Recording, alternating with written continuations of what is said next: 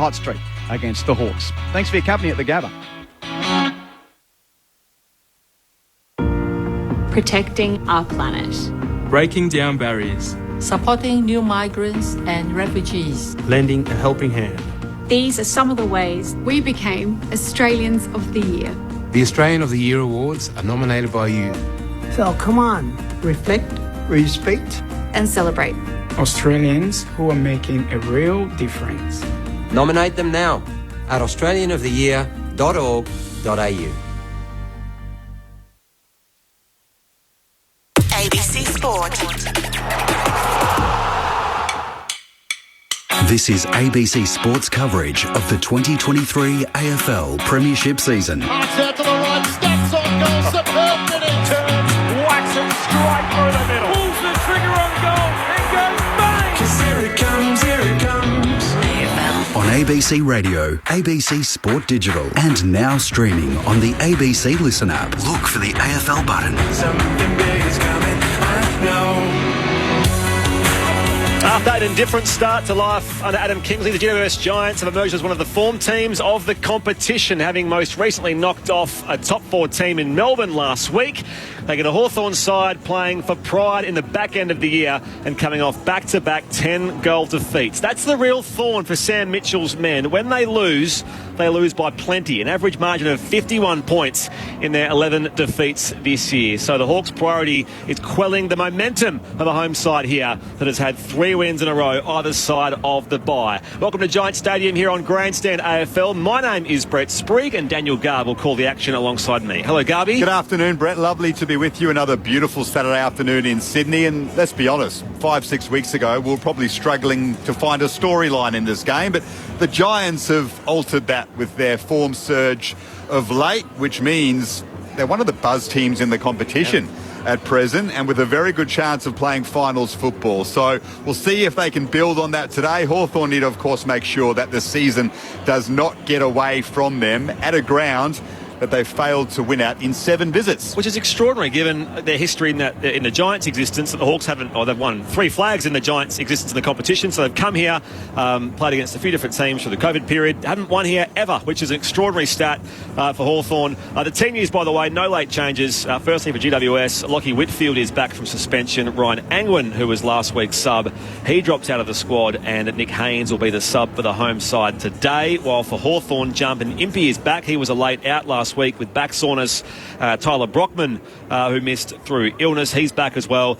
Denver Granger Barras, fresh off being swung forward in the VFL, he's playing his 3rd game of the season, and last week's sub Finn McGuinness goes into the 22, while Luke Bruce misses with a bruised larynx. Lloyd Meek and Sam Butler have all been omitted, as well as Harry Morrison, but Harry Morrison has been retained as the sub. Your texts are welcome, 0437 774 774. And our experts are here as well. Former Swan and Blue, Jason Saddington. Nice to see you, Jace. Thanks, Spriggy. It's lovely to be here. And I think, like you mentioned on the intro just said, we've got 2 teams at very different points over the past fortnight. The Giants' form is unbelievable with a great tough win against the Demons away last week up in Alice, and a massive win against Freo last time they were here. And the Hawks have just had a couple of big losses their past couple of outings. So 2 teams, very different form lines, and when the Giants at home, you do expect them to continue on their winning way today. But the Hawks, they have sprung up some really big games against the grain for them throughout the year, and I mean, none more so than only a few weeks ago when they knocked off Brisbane. So Sam Mitchell, does he have some magic to weave today? Is he going to slow down the Giants? How's he going to do that? It'd be fascinating to see. A big gap between their best and their worst, Hawthorn, that's for sure. The Giants captain, Toby Green, has won the toss. They'll kick to the scoreboard and to start. Speaking of Giants captains, dual Australian Alicia Eva is here. Good day, Alicia. Hello all. Happy Saturday afternoon. Good day for it. So we'll get some conditions update from downstairs with Declan Byrne very shortly, but what are you looking forward to here? Look, I think that the Giants are certainly looking forward to continuing their winning run. Hawthorn, for mine, they have been unpredictable, and Sato, you just spoke about it. They've had some actual big wins this season, particularly Brisbane and the MCG, but Hawthorn, they're the number 1 team handball from stoppage. Stoppage isn't a strength of theirs at all. I think they're in the last 4 weeks definitely has been an area of deficit for them. For the Giants, they've been number one in the comp for it, so stoppage is going to be critical. But Hawthorn are clearly trying to implement a game-style way in which they want to move the footy, and I'm looking forward to seeing how some of these young mids go up against the likes of Cornelio, Ward and Kelly. Quickly downstairs, Declan Byrne. What's it like down there, Declan? Yeah, about 18 degrees. Bit of wind towards that big screen end, which is the way the Giants are kicking to start. Thank you, mate. We'll check in with you across the afternoon. The sounds of the Orange Tsunami siren ringing around Giant Stadium and getting us underway in no time at all here on Grandstand AFL. For the Giants and the Hawks, here's Daniel Garb. Thank you very much. The Giants, the home team, kicking to the left of your radio dial. 6'11" Ned Reeves up against Kieran Briggs for the first bounce, and the Hawks win the first clearance. Day to Connor Nash, snaps them inside 50. A bouncing ball, socket away from that area. Green puts his head over the footy in the middle of the ground, and bodies will fall on the Sherrin, including that of James Warple, who's in really good form. Umpire lets play go on. In the end, the Giants come away with it. Green to Cornelio. His left foot kicked to half forward. A couple of Giants ran into each other. Hogan into O'Halloran, but Hogan got a push in the back, and he's won a free kick on the wing. O'Halloran's getting to his feet slowly, holding his wrist. Hopefully he's okay, but he's coming to the interchange bench. James blatantly infringing play. Go the shove on Hogan. Kicks towards half forward. Green slides out and marks on his chest. 65 out at left half forward. Loads up. High ball to the hot spot now. Looking for a target down there. Up goes Daniel Lloyd. Socket away by Riccardi. It's roved here by Bedford, who snaps and misses to the right-hand side. Minor score here. The first score of the game the way of the Giants in the opening 60 seconds. Declan Byrne on the boundary. Yeah, Xavier O'Halloran's thumb was out, so they've popped it back in. He looks like he'll come back on pretty soon. Not the ideal start for Xavier O'Halloran. Another one of these impressive GWS forwards who are just playing their role at the Giants at the moment to great effect. As the Hawks switch it to Finn McGuinness at right half back, from Kyle Amon came the kick. Hardwick and Weddle do the 1-2 at half back. And then the kick is smothered well by Toby Green, and a strong tackle by Josh Kelly. So the Hawks struggling to get it past halfway at the moment, and their kick has been intercepted. The hardware kick by Harry Perryman. Handball to Cornelio, and over the top to Isaac Cumming. Long penetrating kick inside 50, and Hogan's just failed to hold on to the mark at the second and then third attempt. It slipped out of his fingers. Carl Amon picks it up inside defensive 50. Will Day runs into Perryman, and the Giants win it back through Isaac Cumming. There is a free kick, though, going the way of Will Day at left half back. Neither team, the Giants have one behind on the board. We've gone 2 minutes in the first quarter. Quick Day finds Weddle. Shows good pace here away from Tom Green on the outer logo. Floats a hand pass forward now for Carl Amon. Forward of halfway. Sends the Hawks inside 50. The Olympic Stadium end. It's a strong chest mark taken by Fergus Green. And he's 30 out, deep in the left forward pocket. And Will Day was involved. Obviously got the free kick there at half back. It's a fascinating matchup. Him against Tom Green today. Two young, up-and-coming superstars of the competition, and everybody likes a bit of Green Day, don't they? Here's a green for Hawthorn. He misses this near side for a minor score. It's one behind a piece, 2.5 gone in the first term here on Grandstand AFL. The other matchup I do like is two youngish, but very new in their career, Ruckman, Reeves and Briggs. I think that's going to be a great matchup today as well. Harry Himmelberg playing in defence again this week for the Giants. Exits defensive 50 with a long ball up to the wing. The fly there was from Josh Weddle over the pack. Failed to get hands on it, so advantage paid to GWS, but they turned it over. A good tackle from Bedford, though, wins it back. And he fans the handball out to Isaac Cumming. And now Daniel Lloyd, he sees something he likes. Inside 50, Cornelio running back with a flight. Has won a free kick. So Stephen Cornelio will kick from 45 out, 45-degree angle. Searching for the first of the game for GWS. So what's impressed me so far from a Giants perspective is just the amount of pressure they're putting around the footy. And we've seen a big improvement in the Giants in the last month. Of course, they've won 3 on the trot, and a lot of people say it's to do with ball movement, but I think Adam Kingsley would say it's to do with pressure. It was a downfield free kick. That means Stephen Cornelio will have a shot at the first goal of the game. He's having an excellent season, the Giants star. And he's got the first on the board for GWS. They are 1-1-7. The Hawks one behind, 4 minutes gone in the first quarter. Yeah, and a strong start from Cornelio, the 3 possessions already, and obviously hitting the scoreboard. He's also involved in that first shot and goal that they had, the Giants. So he has had a fantastic season. We saw a couple of seasons where he had a bit of a dip in form, but this year under Adam Kingsley, he's just had that licence to get busy in the midfield again. I think with Hopper and Taranto leaving, it's really just forced Canelio to go back inside, and that's where he's always played his best footy, and he's certainly back to doing that this year. He's 4th in the comp for score involvements, 6th in the competition for disposals, Stephen Canelio. It's impressive, isn't it? Impressive stats. So the Giants have the first goal. Off the back of 3 straight wins. Restart back in the middle.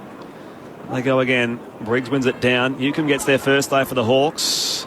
Tackle laid there by Canelio on Connor Nash. The Giants win the ball away here, off half back. Ash makes his kick up the line. Canelio back here to Briggs. Off balance, but goes inside 50 anyway. Leading out Riccardi from full forward. Controls the ball in his lap.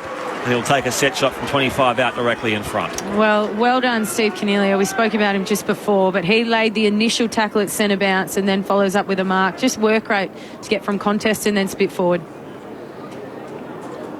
So Jake Riccardi kicked 5 goals against Freo a few weeks ago here. There's talk that Hawthorn might pinch him off contract, Jake Riccardi. And here he is with the Giants' second goal. 2-1-13. The Hawks are just the one behind so far. 6 gone first on ABC Sport. This is Grandstand AFL. And we spoke about Kieran Briggs. That kick, he probably didn't flush it, but he put it to a really dangerous area. When you've got the likes of Jesse Hogan down there, a lot of attention goes to him, but Jake Riccardi is popped up. I think last time we were here he kicked 5, so he's going for 6 today. Well, Riccardi's certainly enjoying the run of form the Giants have. I mean, all forwards are like that, aren't they? You need your team playing well to have impact as a forward, but he's certainly relished that the form that the Giants have had and that quicker ball movement that they've got going over the past month. The orange tsunami, it really helped someone like a Jake Riccardi cash in. You can see his newfound confidence with the way he kicked through that Sharon. He feels at home at the moment in the Giants forward 50. Lockie Whitfield started the game on the bench. He's made his way onto the ground in game 199. Lockie Whitfield, so a big milestone coming up for him next week at the Adelaide Oval. Will Day has it in the middle of the ground for the Hawks. Handball to Nash and now Weddle. The Hawks just trying to find their way into this game. The Giants with a hot start. The handball backwards from McGuinness is to Blake Hardwick, who snaps a high ball up to the wing. Callum Brown's underneath it. It's a bouncing ball that Tom Green collects, but he has taken over the boundary line in front of the interchange gates. The Giants 2-1-13. Having won 4 of their last 5 games, the Hawks are 1 behind, 7 minutes gone in the first quarter. You mentioned Callum Brown in that bit of play, just signed a new 2-year contract to stay at the Giants. Great story, man from Darien Island. Umpire toss it back in on the wing member's side. Free kick here for a hold going the Giants' way, and Kieran Briggs. The Pennant Hills product. The local lad plays on. Long raking right boot, high inside, 452 on 2 down there. Hogan's back in the side, can't quite reel it in. He's wrapped up by Blank, brought to ground. Now Brown hand pass away. Bedford met solidly down there by a wall of Hawthorn defence and will ball it up now. 40 out from the Giants attacking goal. Scoreboard end. It's GWS who are 2-1-13. Hawthorn just the one behind. 8 gone first term. Briggs and Reeves wrestling again. Hogan gets hands to the football. Just handballs it into space. Hardwick collects. Couldn't clear defensive 50 though. Nash is well tackled by Tom Green. And the Giants win it back. Bedford to Callan Ward. He was knocked off his balance when he tried to get the kick, Callan Ward, inside attack. And the Hawks have won it back. Dylan Moore kicks to half forward. A big leap at the football from Mitch Lewis. Failed to mark, and then Himmelberg came in to intercept. And they've gone the quick switch to Isaac coming at centre half back. He has Connor Iden running off him. The Giants have players free on the outer wing. Daniel Lloyd spots up something he likes in Lockie Keefe. He pokes it over the top for Whitfield. He can mark and go back and kick from 50 out on the angle in search of the third for GWS, if he fancies himself at the distance, which may just be borderline for him. The kick from Himmelberg to gather the ball at half back and just hit a 45-minute bullet switch into the middle of the ground at Perryman, just opened up the offside. The Giants just had the overlap all the way through. Whitfield almost came from that same position where Himmelberg was at half back to push forward and get this shot on goal from just outside 50. So next week, Lockie Whitfield will become the second drafted player after Toby Green to play 200 games for GWS. This kick will not be converted. It'll bounce away in the attacking goal square for GWS. Strong tackle on Scrimshaw by Kieran Briggs. That's not a player you want to take on, Kieran Briggs. And he ensured the big GWS ruckman that Scrimshaw was carried over the boundary line. Boundary throw in deep in attack for the Giants. Yeah, I'd rather not have the 110 kilo pummel me into the ground as well, Garby. Home side by 12 here at Giant Stadium. Back in it comes Briggs and Reeves wrestling here. Hogan and that loose football. Hand pass chopped off. Day. And in the back of him was Ward. Umpire lets them play. 25 out from the Giants attacking goal. Waiting for a clearance now. Trying to tunnel it away here for the Hawks was Seamus Mitchell. Still a hot footy here in this danger zone for the Giants. And now we'll ball it up. 35 out from goal. 2-1 plays, just the one behind. 10-minute mark of the first term here on Grandstand AFL. Trying to track it there, Brown for the Giants. Keeps sprawling for it. Newcomb hand pass was clean. They can rebound here, the Hawks, through Weddle, who goes beyond defensive 50. He's got a one-on-one that he likes in Dylan Moore. He took an excellent mark, one-handed, opposed to Harry Perryman. Plays on quickly and spots up Granger Barras, who's playing forward. Struggled to break into the Hawks side this season.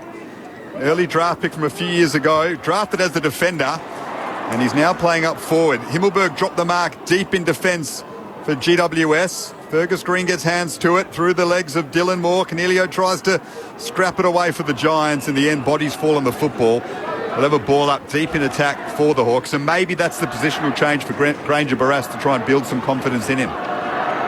Sometimes you need to do it, key position players, switch them around. Briggs out of the ruck, just helps himself. High kick up towards half back. Reeves back with the flight. Keith coming the other way. Newcomb for the Hawks gets a hand pass here. Now it's ended up with Day. Involved in there a couple of times was Carl Amon. And now a hand pass comes wide to left half forward. Little dummy on the kick from Jack Scrimshaw. Now goes inside 50. Tries to find the lead here, but it's knocked away by Buckley in defence for the Giants. Kept alive in the pocket. Now firing on goal. It's a superb effort down there by Dylan Moore, who's kicked the goal for the Hawks. Took his chances from the left forward pocket.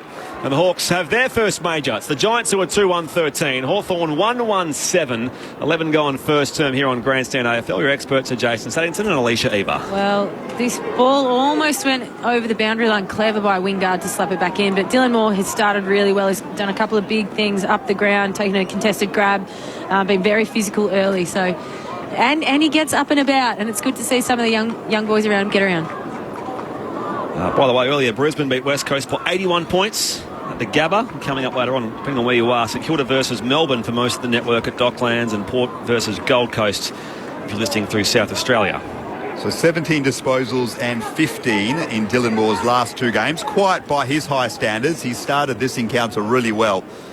3 touches, a big mark, as Alicia Eva said, at half back a moment ago. And now the Hawks' first goal of the game. So the Giants with a 1-goal lead. 12 minutes gone in the first term. Bouncing balls picked up by Newcomb in the middle of the ground. Handball to Warple. Long kick deep into attack. Mitch Lewis made a contest. It spills to the back. And Fergus Green's got 2 in a row for Hawthorn. The long ball inside 50. And Fergus Green was there to rove it. And snap one home for the Hawks. And all of a sudden scores a level at 2-1-13 apiece. Well, I might be a biased midfielder, but just the clean ground ball and handball from John Newcomb then. That's midfield craft at its finest, and he just gets the ball to an outside runner and they go forward and hit the scoreboard. But just the importance of being clean at ground level, I'm looking forward to seeing Newcomb be Tom Green in that area today. I'm going to ask you both for your 3-2-1 on players named Green in this game today, so pay attention to Toby, Tom, Fergus. Get plenty of the football. Sure they all will. 13 gone in the first term. Hawthorn have drawn level. The shadows go across the ground here at Giant Stadium as we enter the Saturday twilight. Right across Australia and beyond. Could make an inch out of brown in there, just stick with colours. Or you just want greens. Keith wins it away here for the Giants. Waiting for a clearance. Now Frost, the former Giant, follows up here. Hand pass, it comes from Nash to Day. Wide now to Impey running by from the members' side. High kick towards right half forward now for Hawthorn. As Iden got a shove. Out the drop though. Mitch Lewis sends it closer to home. Wasn't 15 play on it, was Brockman under pressure. Knocked away here off half forward again. Newcomb dummies a hand pass. Managed to wrong foot Isaac Cumming. Day gets a hand pass back to Impey. That's his way around Iden. And now Mitch Lewis sends it high towards full forward again. Slapped away here. Green was beaten this time by Lloyd, who clears for the Giants. But there is no one in attack for GWS, although Jesse Hogan has made a contest up opposed to Jack Scrimshaw. Scrimshaw ducked under the Hogan tackle, so no free kick. Had Weddle in support inside defensive 50. He fans it out wide to Seamus Mitchell at left half back. Over the top he goes to the busy Dylan Moore. The Hawks have the game on their terms at the moment. Moore will go inside and spot up Carl Amon. Loves the situation on his left. A kick into attack. Mitch Lewis is underneath it. Off hands. Wingard's roving in the long sleeves. The snap on goal with the right will bounce across the face. And Jack Buckley lets it go over the boundary line. So 2-1-13 apiece, and after the Giants kicked the first two of the game, the Hawks have worked their way back into the contest well, scores level. Yeah, I think it's been their small forwards too for Hawthorn. They've been really busy. They're getting all the crumbs inside 50. Giants defenders a bit flat-footed. Stoppage inside 50 here for the Hawks. Keith uses his body here up against Mitch Lewis.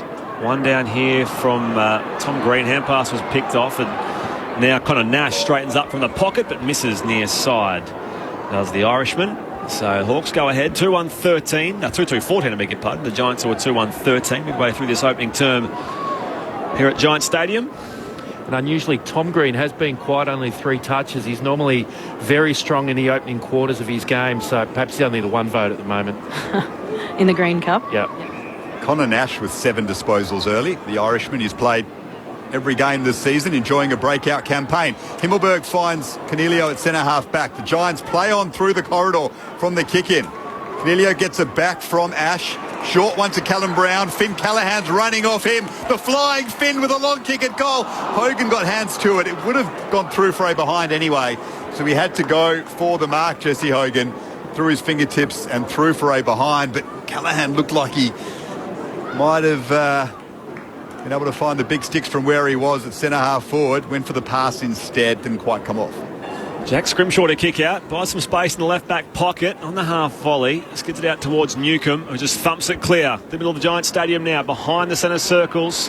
Numbers out the back there. Green competes with Himmelberg, bursting by overrun by Iden. Himmelberg goes again here. He was a hero last time these sides met. He was slung to ground. Great effort it was down there by Tyler Brockman. And the young West Aussie is rewarded. The tackler will take it 45 out, slightly left of centre. It was a big play from the kick-in. There was so much space over the back for the Hawks once they got it past centre. Really running onto the Himmelberg. Managed to just get there in time, but then the pressure here from Brockman to put the tackle on was outstanding. Another small forward for Hawthorn, being very busy. There's a bit of talk around a possible return to WA for him, Tyler Brockman. The West Coast Eagles are asking a few questions. Hawthorn with momentum midway through this first term. Brockman's set shot is on its way and missing to the right-hand side. Another minor score. The Hawks are 2-3-15. The Giants 2-2-14. 17 and a half played. A couple of big names for the Giants yet to get going in this game. Toby Green just the 1 disposal. Josh Kelly yet to touch it. Here's Callan Ward at half-back. Spots up Cornelio. He's had plenty of the football. He's in the middle of the ground. Handball to Himmelberg. Needs to get rid of it. Does. Under the pressure of the Moore tackle eventually. Almost caught holding the ball, but he's forced to turn over Dylan Moore. Newcomb picks it up. Handball to McGuinness. That handball was a bit too hot for Jarman MP. Now he's tackled by Josh Kelly and caught holding the ball. They messed around with it there, Hawthorn. Kelly plays on quickly. Handball over the top to Cornelio. He's inside 50. Has a kick at goal. Doesn't get full purchase on it. Riccardi's underneath it. Scrimshaw spoils it away from him. Boundary throw in deep in attack. For GWS, this game has come to life. Hawthorn 2-3-15, the Giants 2-2-14, 18 gone first quarter. Missed a huge opportunity there, Hawthorn. When they got the turnover at half-back, they had players out forward of the ball. They just couldn't get it out there. Back in it comes for the Giants, deep in attack. Laid down by Lockie Keefe. Green, that's Tom. Toby lays a tackle there as Hardwick can clear, and also in support was Josh Weddle. Just thumps it towards the outer wing. Knocked back here towards Lockie Ash. Overrun. Sharking it here was Dylan Moore's been good so far early here for Hawthorn as they send it back to the outer wing. 2-on-1. Doing well out there, though, for the Hawks was Fergus Green. Sends a hand pass further on here, but it goes out of bounds for a throw-in. Just thought of halfway for Hawthorn. Sorry, Alicia, it's the Hawks by a point. Sorry, Spriggy. I think the Giants will be pleased with the stoppage there because at the moment it just seems like the game is in Hawthorn's favour. They're moving the ball really quick by hand and it's constantly live ball, and I don't think the Giants defenders are handling that all too well. Ned Reeves wins the tap cleanly on the outer wing, but straight down to Toby Bedford, who had his arm pinged in the tackle, and as a result it's holding the ball. Excellent tackle from John Newcomb, ensured that Bedford couldn't get rid of it. He started very well, Joe Newcombe. Newcombe will kick the Hawks into attack. Lewis the target again. At the back of the pack was Granger Barras. Lewis picks it up.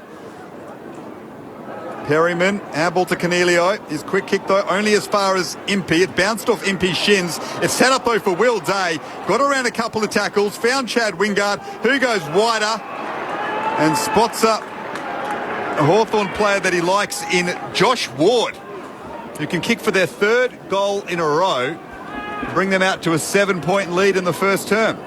It was clever again from Wingard, wasn't it? We saw him earlier hit the ball back into play for the goal for more. That time just quickly receive the ball, turn and throw in his left boot to find Ward. Josh Ward, pick 7 in the 2021 draft. Big raps on him at Hawthorn, and he's got another major for the Hawks in this first quarter. They are 3-3-21. The Giants 2-2-14. Hawthorn are just winning the contested ball at the moment and using it really well. And I mentioned it earlier, but the Giants' defensive unit just looked disorganised. So I'm sure there's a message going out to the Giants midfield at the moment saying tighten up, start winning some contested footy and get the ball inside forward 50 so we can set up some of that forward half turnover if Hawthorn get that win the ball inside 50. Reflected to Alicia, you mentioned about the midfield and the handball clearances, 9-3 to the Hawks. It's big advantage. Newcombe, 4 of those clearances, as you also mentioned, having a very good first quarter. So Hawthorn with 5 of the last 6 scoring shots in the game. Hit time on here in the first term. Up they go. Briggs wins it down here. Callahan back to the big man Briggs. Giants go forward of halfway. Wobbly ball inside 50. Riccardi clunks it up in the contest. He's paid the mark. Scrimshaw pleading his case with the umpire, but Riccardi had his hands all over that. He'll take his set shot from 45 out, slightly right of centre. He was caught behind Riccardi. He did jump over the top and Scrimshaw probably thought he had a nice easy mark, and he just sort of got the dukes out there before him and pulled it over the top. So Alicia, you said he's on for 6 goals today, Jake Riccardi. Here he is for goal number 2. Goes through goalpost height, although it's away to the right-hand side. He's 1 goal 1. The Giants did that before quarter time, didn't they? 2-3-15, trailing Hawthorn 3-3-21. Hawthorn are number 1 in the last month for scores from kick-in, and we saw earlier they went straight up the gut, so we'll see what they do this time. They get every player in the front defensive half, all 18 up. Blake Hardwick does kick it a long way to right half-back. Ned Reeves is underneath it. Couldn't take the mark, the big man, but the Hawks win it at the source. Brockman, though, is well tackled by Toby Bedford. And he's caught holding the ball. Well, that is the brilliance of Bedford in attack for the Giants. His tackling quality. That was a strong challenge on Brockman. He's won the free kick. Hits the Giants deep in attack. Riccardi's underneath it again. Off the hands of Lockie Keep. Reeves is there. Handballed it into the face of Seamus Mitchell. Toby Green was ready to pounce, but it was socked away from him by Weddle. Now Finn McGuinness, left back pocket, guides it up the wing. Brockman's underneath it. Iden with a good contest opposed to him. Handball from Perryman finds Toby Green. He goes wider to Iden. Iden has options. Off a step. High ball inside 50. Deep to the pocket. 2-on-2. Keeping his feet at the back there was Brown, but it goes out of bounds for a throw-in. 25 around from the right behind post at the Giants attacking end. It's the Hawks, though, who lead by 6 points. Adam Kingsley coaching down there on the boundary, having a couple of words to Stephen Cornelio. Usually see Adam Kingsley in the coach's box with his stress ball. I wonder if he's stressed early on here. Back in it comes. Warple, hand pass, goes to Hardwick, met solely there by Toby Green. The umpire says, give it to me. 30 out from their attacking goal. Hawthorn by 6, though. The Hawks springing an early surprise here at Giants Stadium. Will Day has it in defensive 50. Won it clear from the Ned Reeves tap. And that's a beautiful kick to find Josh Ward leading out at half-back to relieve a lot of pressure.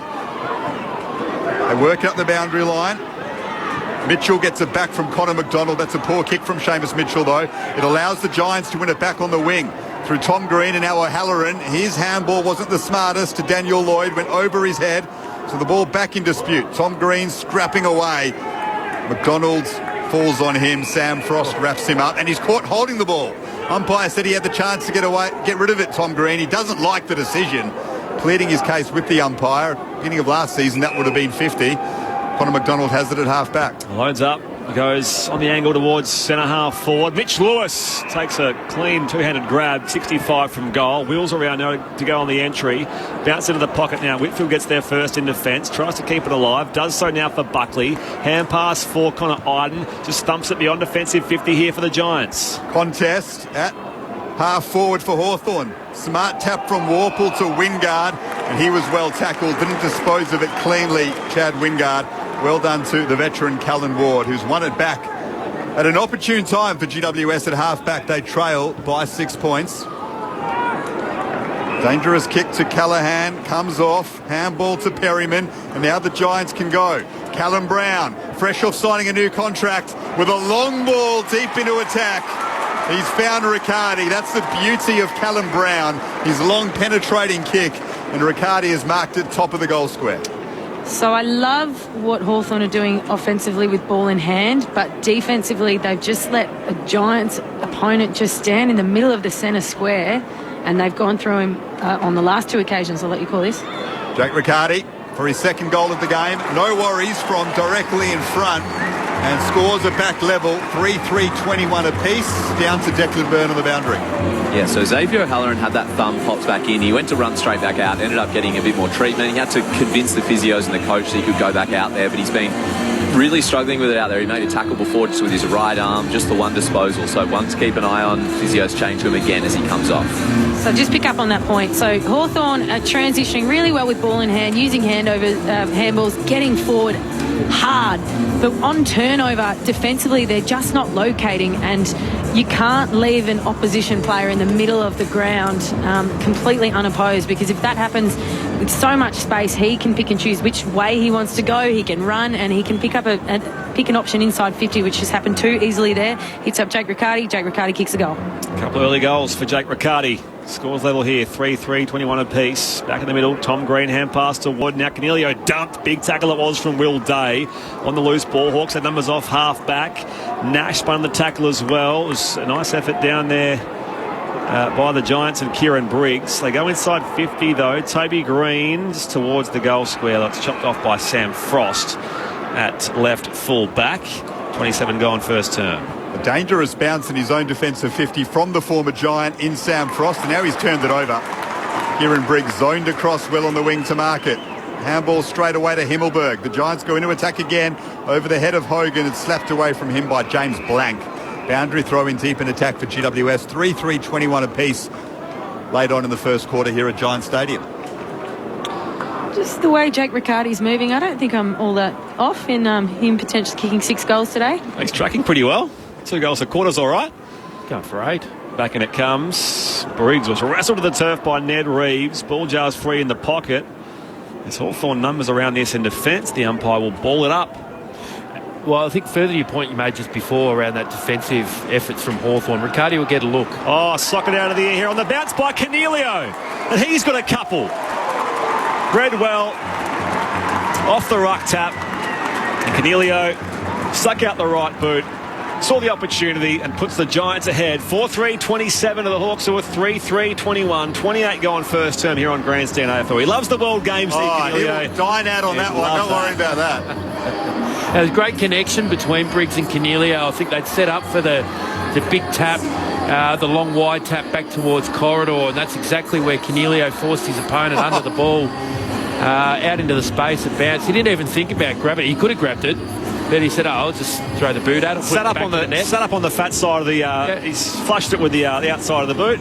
Easy as you like. Top corner, back of the net. And he is putting together some sort of quarter, Stephen Canelio. 12 disposals, 5 score involvements, 2 goals. One of the better quarters this season, you would think, statistically at least. He's been very busy for the Giants. They lead by a goal, and that was a fantastic finish with the outside of his right boot, soccer style. Free kick in the middle of the ground. Won by Hawthorn. Warple has it. Long kick into attack. Coming out to mid is Mitch Lewis. Should have taken that mark. Knocked it to ground. Will Day's there. Hawks still in possession. Just outside attacking 50. Amon's kick is way wide, looking for the lead of Wingard. It's into row 3, in fact. It was so off target. Lockie Whitfield will kick it back in via a free kick for the Giants. Looks a bit sore, Mitch Lewis, after that contest. I'm sure Declan will be all over it. Whitfield from right half back. thumps it up the outer side. Riccardi leads up and marks. Long way from home on the outer wing. In the late stages of this opening term, Giants with a couple of goals in a row. They go towards half forward now. A little too deep for Toby Green. Reads it well though off the bounce from Blake Hardwick. Hand pass inboard for Bedford. Lays it off here towards Lloyd. Floats the hand pass forward again here for Brown. Still running here. Hogan in the goal square. Slams boot to ball and pops it through. The Giants with their fifth. And they've kicked 3 in a row to stop that Hawthorn flurry midway through that first term. They're out by 12 points, 5-3-33. Hawthorn 3-3-21. Approaching the half-hour mark here in the opening quarter. Declan Byrne on the boundary. Yeah, as you said, Alicia, Mitch Lewis struggling with that left ankle. So both physios out. He's still limping a couple of minutes on. He looks like he's going to still play it out.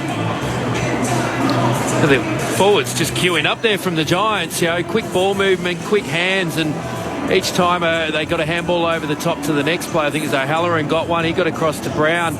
Brown thought I could have a shot here. Hang on, Jesse Hogan's now queuing up in the goal square. Better give it across to him. They're just easy ball movement, wasn't it? And that is goal 250 of Jesse Hogan's career. So a big milestone for him. The Giants lead by 12 points. 2 fantastic goals back-to-back for them. The Cornelio cracker, and then 5 handballs inside 50 for the Hogan major. The Hawks win it at centre-half forward, though. Here's Will Day. Can they get one before quarter time? Slick handball to Newcomb. Long kick on goal for him. He's off target and through for a behind. So the Hawks 3-4-22. The Giants 5-3-33 as we get close to quarter time on ABC Grandstand. Jesse Hogan was goalless against his former side last week in the Alice, so look for him to have a big night as well if they can get good supply to him. Himmelberg kicks out here. The dying seconds of the opening term toward the outer side. Strong and contested grab from Callum Brown. That'll be all she wrote to quarter time here at Giants Stadium as we move into Saturday evening in this twilight fixture. It's the Giants 5-3-33 to Hawthorn 3-4-22. Goal kickers in that opening term. 2 for Jake Riccardi, 2 for Stephen Cornelio, and 1 to Jesse Hogan, the most recent of those, while Hawthorn had majors through Fergus Green, Dylan Moore, and Josh Ward in that first term here. 11 points is the margin at the first change. Wherever you're listening on ABC Radio, News Radio, and the ABC Listen app, this is Grandstand AFL. Hi, I'm Marta Dusseldorp, here to tell you about my new dark comedy, Bay of Fires, about moving to a new town. We have to get you out right now. We're going away for a while. A surprise holiday. A tiny place that's not what it seems. We have a visitor in town. From the creator of Jack Irish. Just so it doesn't feel like a holiday. Award-winning Marta Dusseldorp in Bay of Fires. Starts Sunday, July 16 on ABC TV and ABC iView. It's been explosive. And that's gone for another 6. What an exhibition. Controversial. Basto's walked out of his crease. Carey has flung the stumps down. He's out. That's not going to go down well. And absolutely captivating. Stark's running in. He's bowled. That's it. It's all over. And now, Australia is just one match away from retaining the urn. The Ashes continues tonight. Hear every ball live and uninterrupted on the ABC Listen app. Just look for the red cricket button. Grandstand AFL. Now streaming every match on the ABC Listen app. Look for the AFL button. Kept alive in the pocket, now firing on goal. It's a superb effort down there by Dylan Moore, who's kicked the goal for the Hawks. Took his chances from the left forward pocket, and the Hawks have their first major. Bouncing balls picked up by Newcomb in the middle of the ground. Handball to Warple. Long kick deep into attack. Mitch Lewis made a contest. It spills to the back, and Fergus Green's got 2 in a row for Hawthorn. Josh Ward picked 7 in the 2021 draft. Big raps on him at Hawthorn, and he's got another major for the Hawks in this first quarter. They are 3-3-21. The Giants 2-2-14. And now the Giants can go. Callum Brown, fresh off signing a new contract, with a long ball deep into attack. He's found Riccardi. That's the beauty of Callum Brown, his long penetrating kick. And Riccardi has marked it top of the goal square. Jack Riccardi for his second goal of the game. No worries from directly in front. And scores a back level. Oh, sock it out of the air here on the bounce by Cornelio. And he's got a couple. Redwell off the ruck tap. Cornelio stuck out the right boot. saw the opportunity and puts the Giants ahead. Giants with a couple of goals in a row. They go towards half forward now. A little too deep for Toby Green. Reads it well though off the bounce from Blake Hardwick. Hand pass inboard for Bedford. Lays it off here towards Lloyd. Floats the hand pass forward again here for Brown. Still running here. Hogan in the goal square. Slams boot to ball and pops it through. The Giants with their fifth. They've kicked 3 in a row. The 2023 AFL season. On radio, ABC Sport Digital. and now streaming on the ABC Listen app. An engrossing first quarter here at Giants Stadium with 8 goals scored between the Giants and the Hawks. It's Greater Western Sydney who leads by 11 points at the first change. 5-3, 33 to 3-4, 22. Earlier, Brisbane beat West Coast by 81 points at the Gabba. Coming up later on, St Kilda versus Melbourne at Docklands and Port Adelaide against the Gold Coast Suns at Adelaide Oval. In the meantime, our experts here at Giants Stadium is Jason Saddington and Alicia Eva. It's the Giants by 11 points. Yeah, well, great quarter. Both teams, I think, would be fairly happy with what they were able to do offensively. I think both teams are able to move the ball through the corridor quite easily on plenty of occasions. Most score involvements did come from both teams taking the ball through the corridor.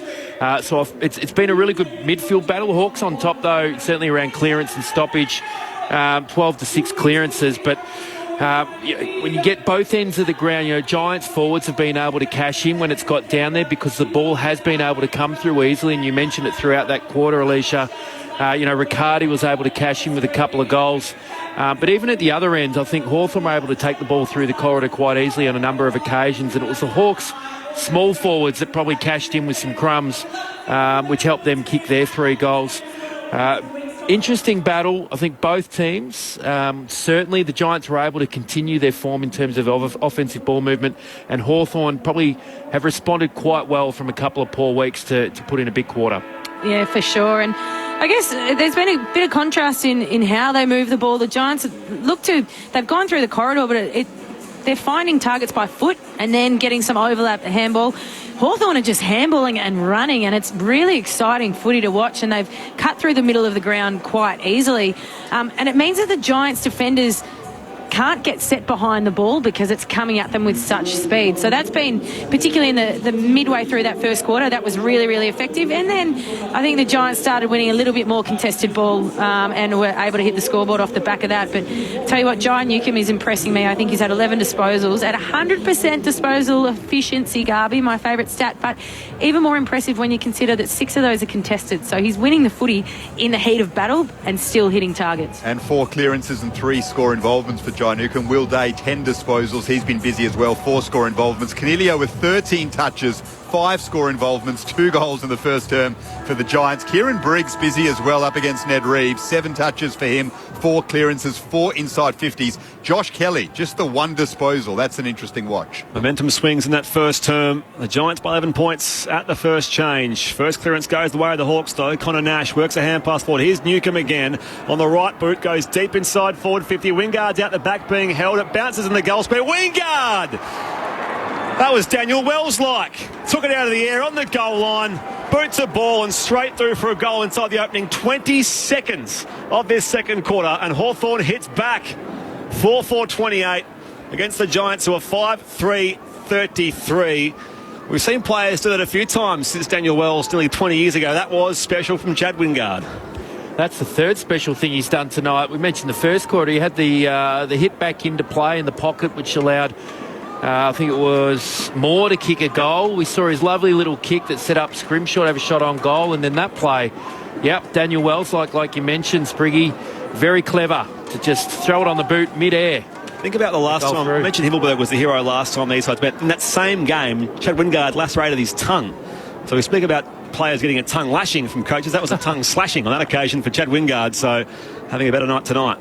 2-time All-Australian Chad Wingard. It's been a up and down season for him, struggling to break into the Hawthorn side. That was a big goal, and they've won it out of the middle again through Newcomb. A long kick into attack. Lewis, a couple of bites at the cherry, couldn't mark it. Dylan Moore was roving.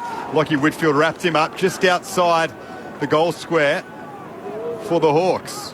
Inside their attacking 50. Ball up, Briggs palms it down. Sam Taylor under pressure, couldn't get it away cleanly. Nash to Wingard, spun out of a couple of tackles, got the handball back to Nash. Giants all around this ball though, in the forward pocket for Hawthorn. And eventually Connor Nash is tackled to the ground by Connor Iden and Lockie Whitfield. Ball up, deep in attack for the Hawks. The Giants lead by 5 points. 2 minutes gone, second quarter. Ball in the air. Deep in the pocket here for the Hawks. Wingard again, fires on goal, bounces toward the goal line where Himmelberg plays goalkeeper. Just the one behind again here to Hawthorn. Margin 4 points the Giants' way.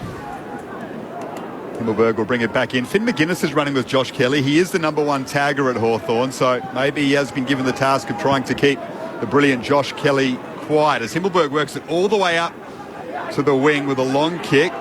Strong tackle on Will Day by Finn Callaghan.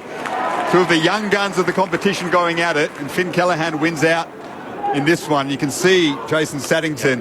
McGuinness is close checking Kelly, isn't he? Oh, he's an absolute pest on him at the moment. He had 26 and 2 goals last week, Josh Kelly. His coach said he should be in all Australian discussions. And the Hawks are making sure he's monitored closely. Callaghan to Harry Perryman. In fact, there's a 50-metre penalty going the way of the Giants here. They'll be marched all the way up to centre half forward. Perryman with a short kick. Hits up Kieran Briggs on the lead. He was giving Ned Reeves a bit of a run around. Yeah, and smart move. That's what you got to do. If you can get forward as a ruckman and become a target and leading target in that instance, it is a little bit unusual that you get that space as a ruckman to lead out. But of course, if you can get that advantage, you're going to do it. And Briggs is a mobile big man, and he does kick the ball very well. He's been a revelation since working his way into this Giant side, Kieran Briggs. It's a long ball. It's just hooking to the left slightly. Trufray behind. So GWS 5-4-34. The Hawks 4-5-29. 3.5 gone in the second quarter. Interesting. This is the opportunity where Josh Kelly could maybe get free at a kicking, go and run somewhere else. Big spiral here from Blake Hardwick from the kick out. Goes to the outer side. Sorry, Sado. Whitfield right. gathers here.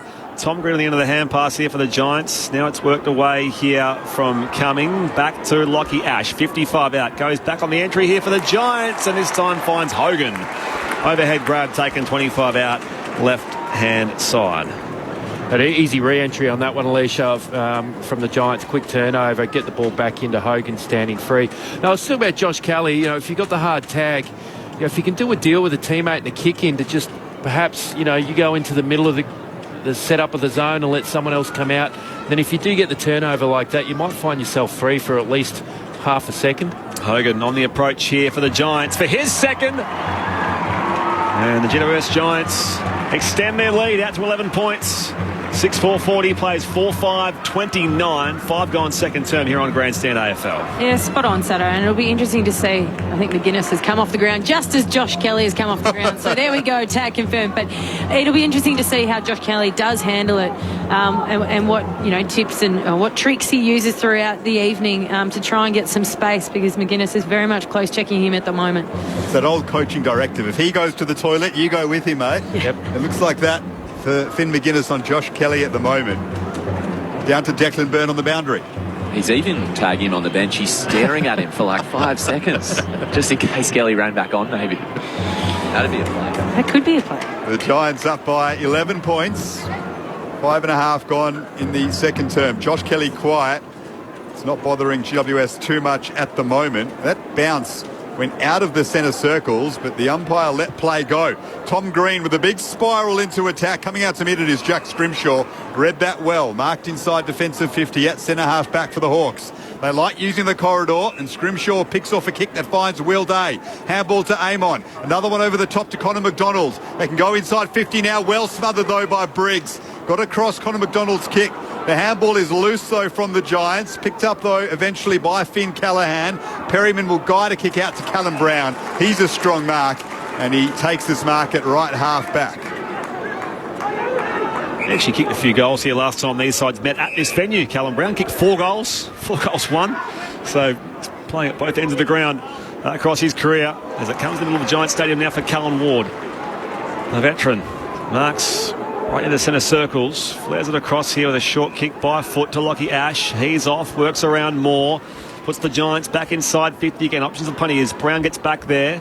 It's laid out the back here from the Hawthorn defence, and it rolls into the goalpost for a minor score. So the Giants add just one more to their score. 6-5-41, plays 4-5-29. Margin 2 goals, 7 going second term, grandstand AFL. Jack Scrimshaw, the former Gold Coast son, has a beautiful left boot, and he'll use that to exit defensive 50 for the Hawks. Ned Reeves was pushed in that contest by Kieran Briggs, who's had the better of him so far in this game. So Reeves will enjoy winning that free kick. Gives it off to Josh Ward, and he hits up Dylan Moore, just forward of centre for Hawthorn. Inboard to Connor Nash. Another disposal for him. Guides it up to Chad Wingard, left half forward in the long sleeves. Former Port Adelaide forward slips over as he was kicking, and as a result he's turned it over straight to Tom Green. Can the Giants get going now? He goes for Riccardi, who kept his feet, but so did Scrimshaw, and won that one-on-one contest. Well done by Scrimshaw. Works a hand pass all the way back here for Impey. Shares it to Warple. Almost went before he had it. Now he's coughed it up. Under pressure now from Toby Green. Green at half forward now. Goes inside forward 50. Riccardi marks in the pocket, and he'll slow things down with a set shot from 35 out.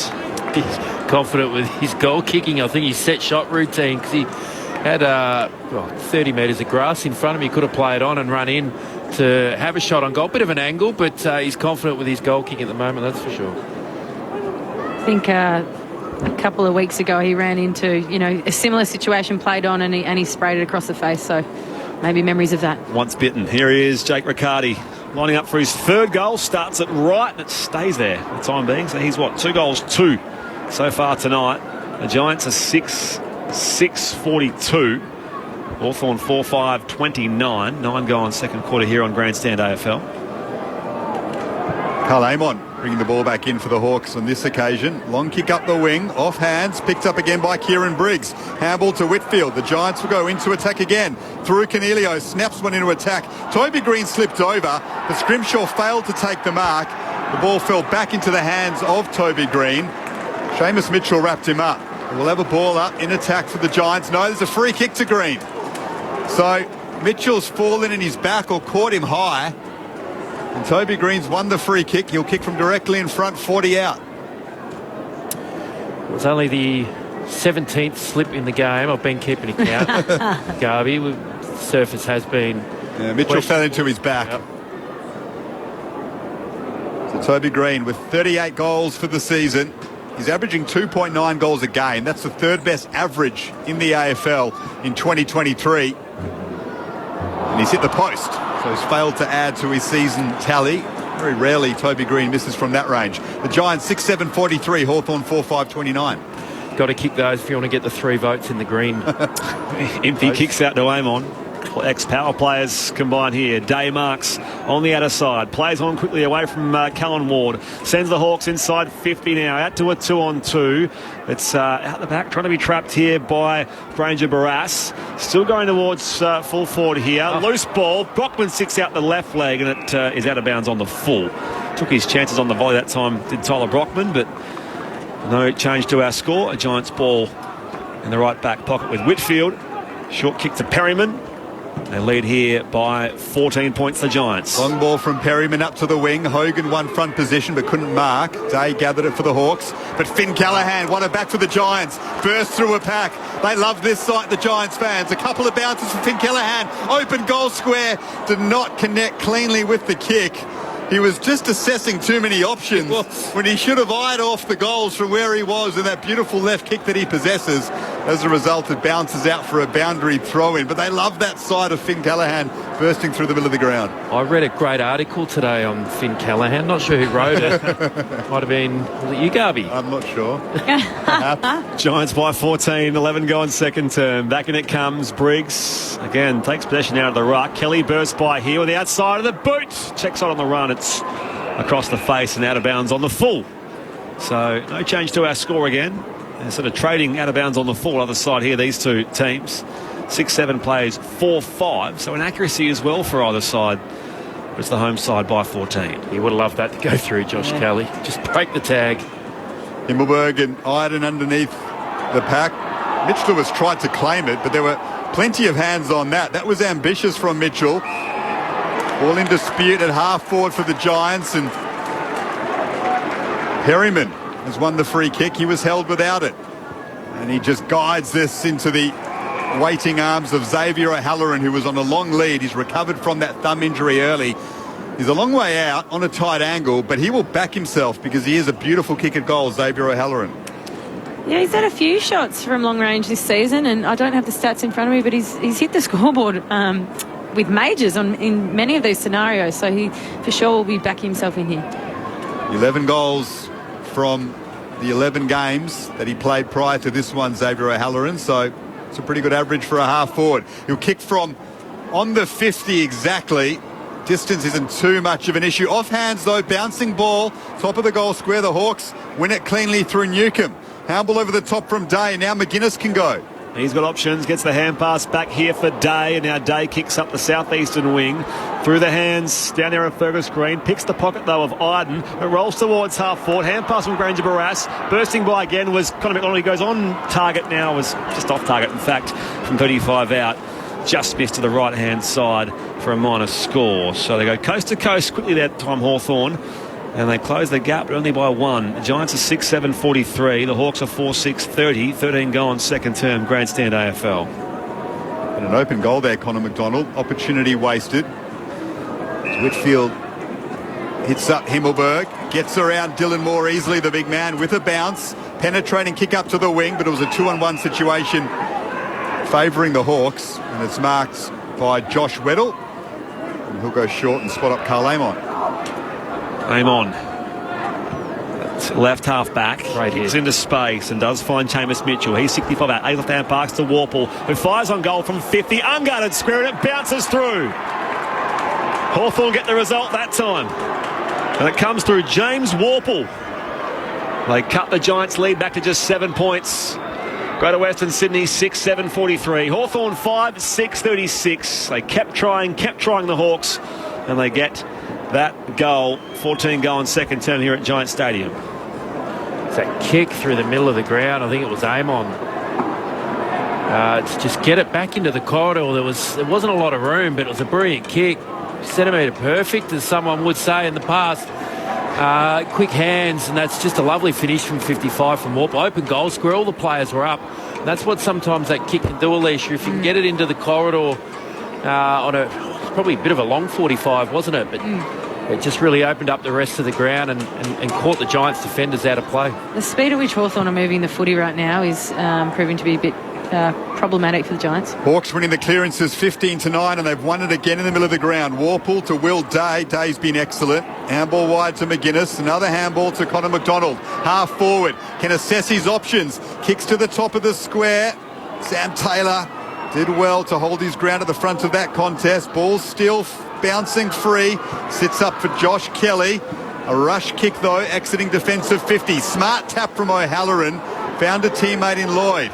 He coughed it up, though, to Mitchell. And now Scrimshaw. Slipping over was Amon. Managed to hold his balance at half forward. But eventually turned it over. And now the Giants can go. Quick handball from O'Halloran finds Callahan, and now Riccardi. He was running in support. Pops his kick. Riccardi towards Bedford, who got back there at half forward. Keeps going towards the pocket, but he's wasted the kick. Out of bounds on the full. And again, it's everything but the finish for the Giants.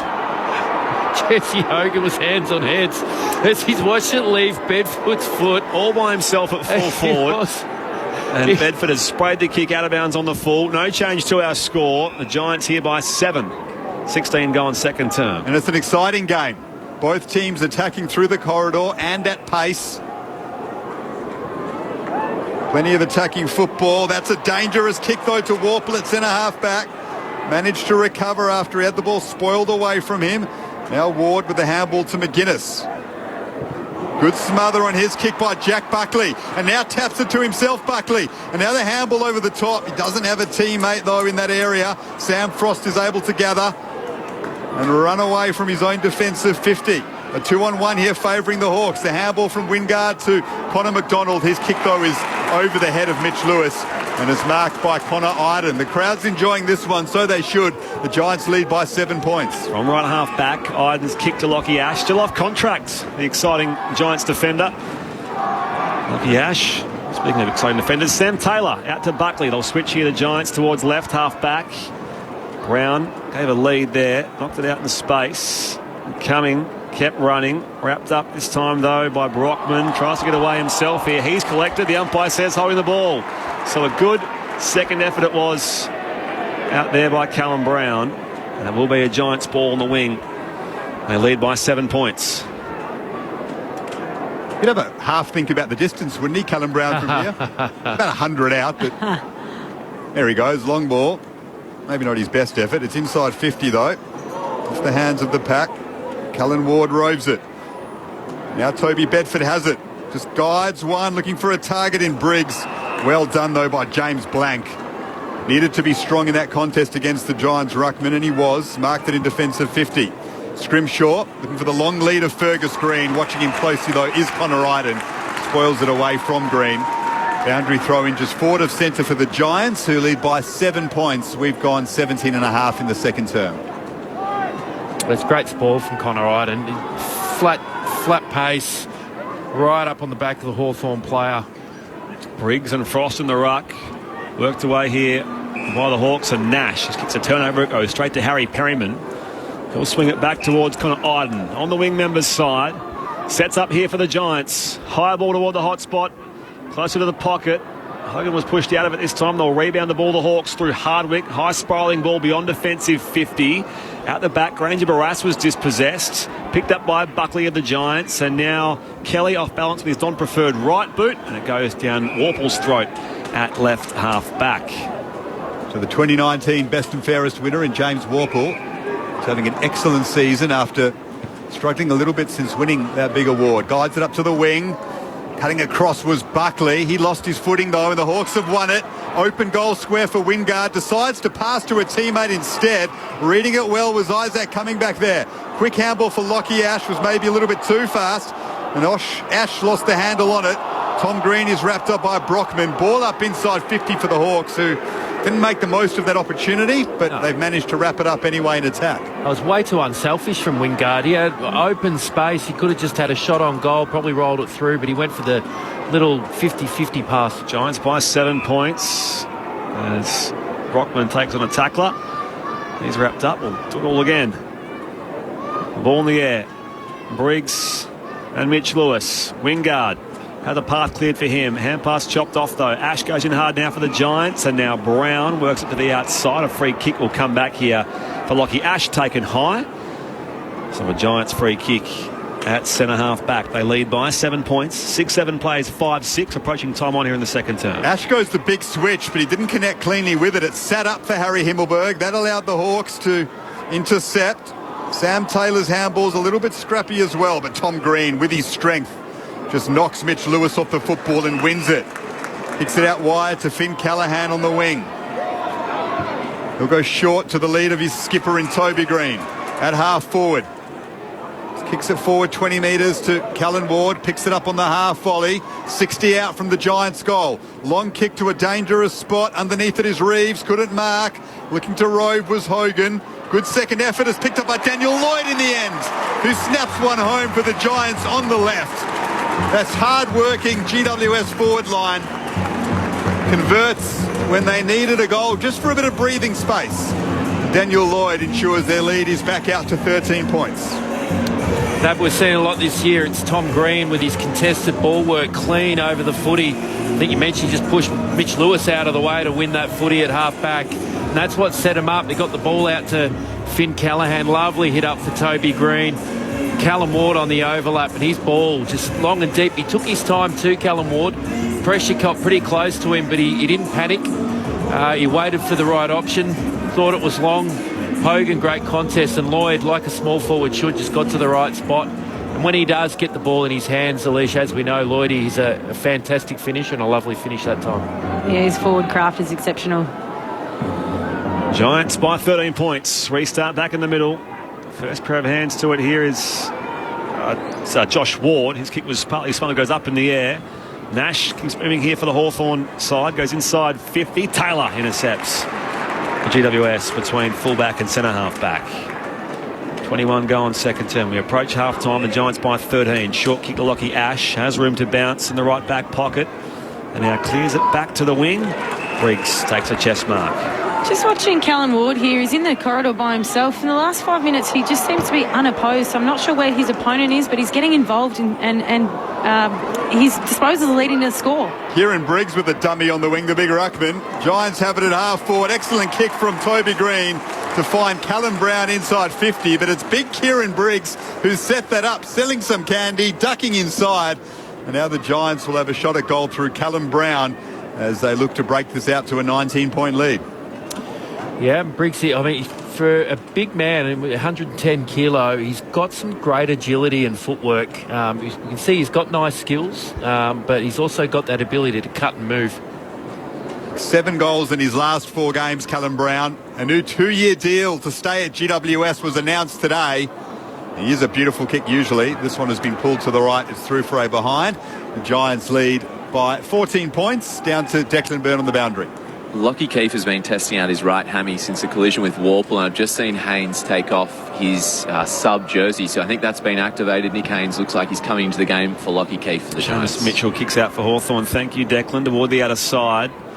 Orange and charcoal jumpers out there. Tom Green thumps it back from whence it came. High toward the pocket. It wobbles towards Hogan. It's sharked here by Toby Green. He kicks hurriedly up in the air. Dropping back in the hole, Jai Newcomb takes the mark here for Hawthorn. They can get away by hand as Amon sends it beyond defensive 50. Out the back again, though. First pair of hands. The Giants are all over it. They pile in from all angles. In there, first of all, for GWS was Lockie Ash. Donald was all over him as well as Connor Nash will ball up on the wing here, commentary side. Giants with a game-high 14-point lead. Newcomb is beaten to it by Bedford. Bedford follows up here, the former Demon. Hand pass goes on now. Warple for the Hawks. Picked up by Cal Ward. Goes inside forward 50. Honours the lead of Jesse Hogan, who marked 35 out slightly right of centre. Well, I mentioned it before, but Callan Ward is just finding himself with so much space. He's playing as that high forward, so whether Hawthorn is sending a back into stoppage to get really aggressive at the back of that, they need to make sure if they're not winning that contest, whoever that defender is that is on Callan Ward is swivelling his head and locating him quickly. Quiet. 3 goals in the past 4 weeks. He was goalless against his former side, the Demons, last week. Here he is for goal number 3. Jesse Hogan hits the left-hand goalpost. 7-9-51 the Giants. Hawthorn 5-6-36. Declan Byrne on the boundary. Confirmation Nick Haynes is into the game. Lockie Keefe already with ice on the right hamstring. A luxury when you can bring someone like Nick Haynes into the game as the sub. So well the Giants are going at the moment, and they're all over the Hawks right now. That's a poor kick out of defence. They are all over him right now, but they're not capitalising on the scoreboard. Yep. That's genuinely a worry when you're not taking the chances of making the most of your momentum. It just leaves the opposition in there with a sniff. The kick from Amon bounced once before going over the boundary line. So boundary throw in right half forward for the Giants, who are pegging Hawthorn back in their own defensive 50. Cornelia wins it at the source.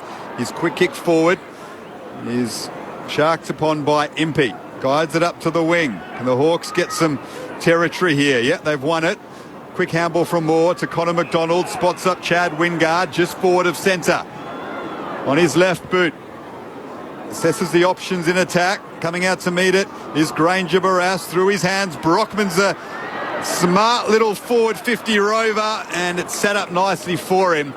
But his kick on the bounce bounces wide and through for a behind. The Giants' lead is 13 points. Himmelberg on here to Whitfield. Kicks from the pocket, slides out toward the wing, and it's out of bounds for a throw-in. 14 points, sorry, the Giants' lead. Declan, that area in front of you where the players are slipping over, it's on the relayed turf on the flank, isn't it?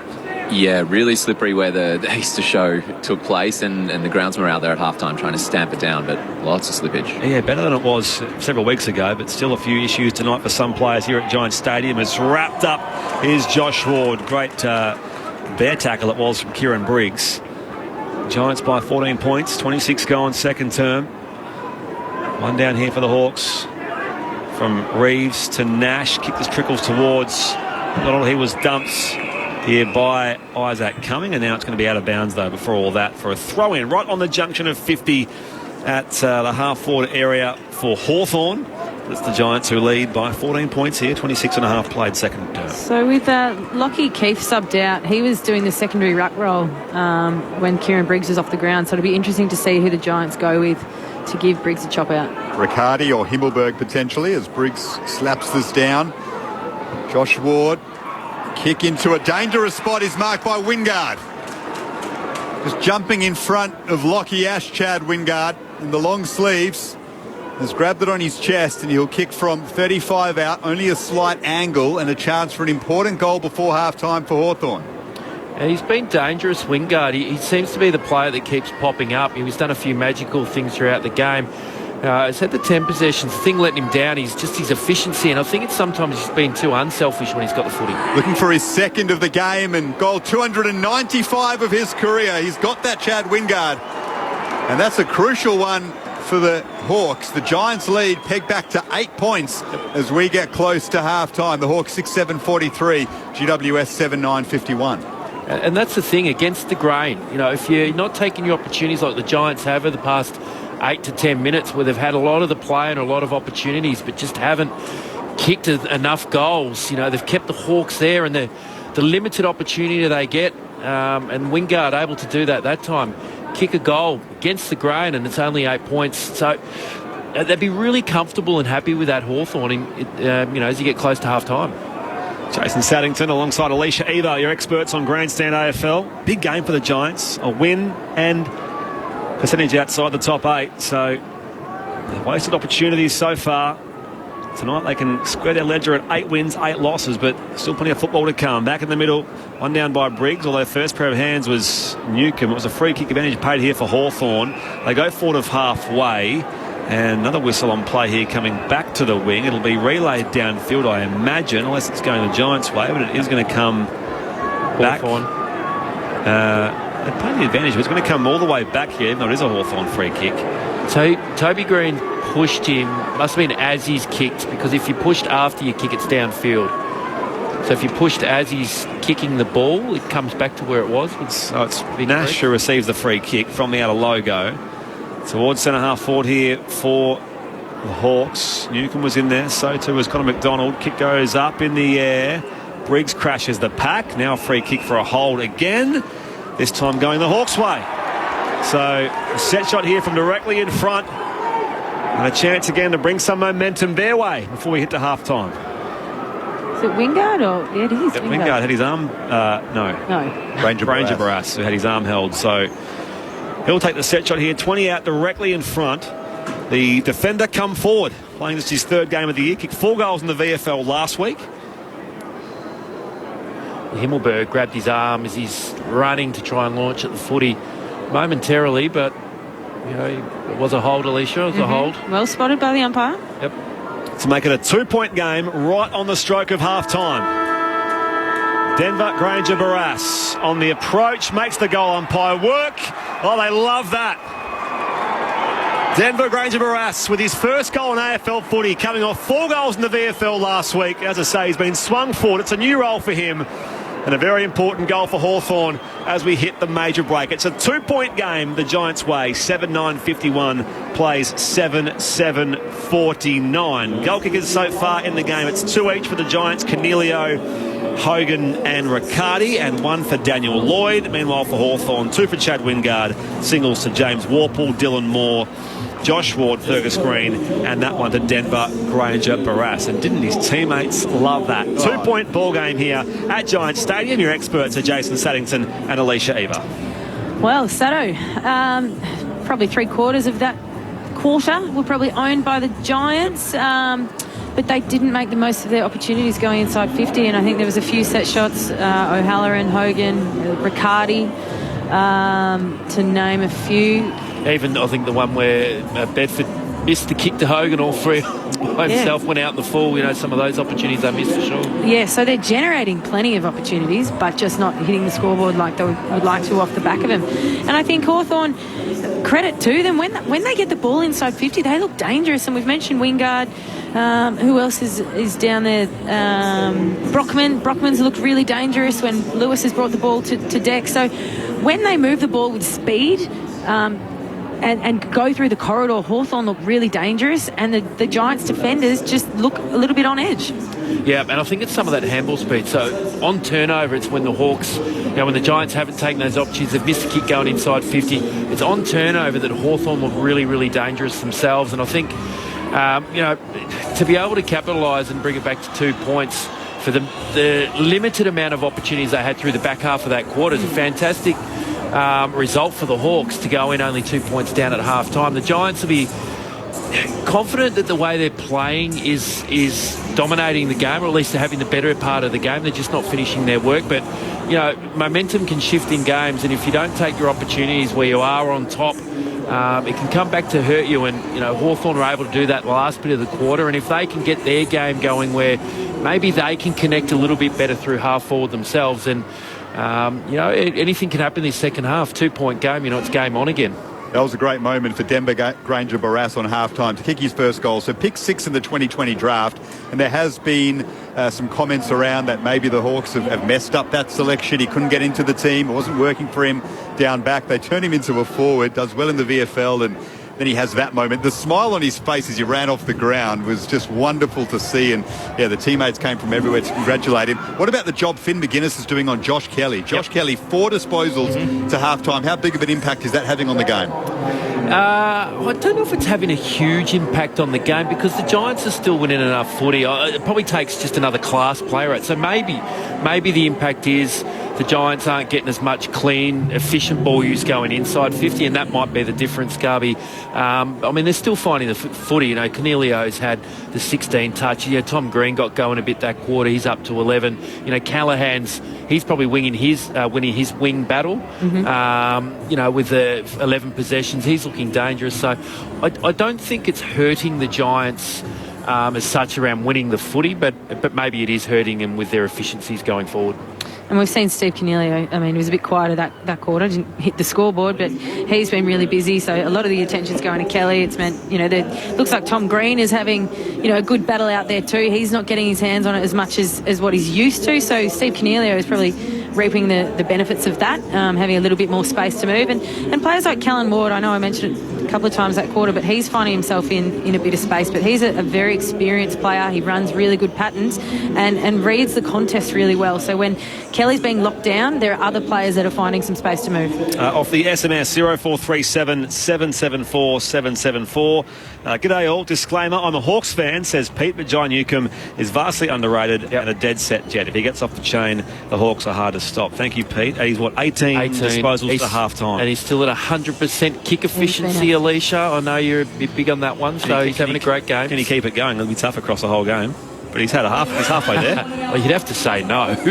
He's halfway there. He's halfway there. Why not? Most of his teammates on the other side aren't that efficient at the moment by foot, especially inside 50. He might be underrated on a national scale, but certainly at the Hawks, he's very highly regarded. So he was runner-up in the best and fairest last year. Yeah, John Newcomb, his first full year of footy, he was a mid-season pick the year before. So. Yeah, and I think he's genuinely their most consistent midfielder that just rocks up week in, week out. I would rate him as their best mid, and continually plays that way. In 10 contested disposals to half-time, 18 touches. You speak to Hawthorn fans, it's all about Newcomb and Day, the new breed coming through on ball. But that is exciting. And what I would also say, my other favourite stat is score involvements, and he's had 7 of those today. So he's not only is he efficient, his disposals are leading to Hawthorn hitting the scoreboard. So he's having an outstanding game so far. Another one here from a correspondent says, how many greens can play in one game of footy? Well, at least 3. We've got 3 here today. Toby and Tom for the Giants and Fergus Green for Hawthorn. So there you go. 0437 774 774. It's half-time here at Giants Stadium. Earlier, Brisbane beat West Coast by 81 points at the Gabba. Later on, most of you heading off to St Kilda versus Melbourne at Docklands. We'll preview that at three-quarter time here with Matt Clinch. Otherwise, Port Adelaide and Gold Coast for those listening in South Australia, your Saturday night offering. Earlier here in the VFL, Box Hill beat the Giants by 14 points in the curtain raiser, and it hasn't gone beyond 15 points in this AFL fixture so far tonight. Just 2 points, the half-time margin. The Giants 7-9-51 to Hawthorn 7-7-49. Having said that, let's head right now to the ABC newsroom.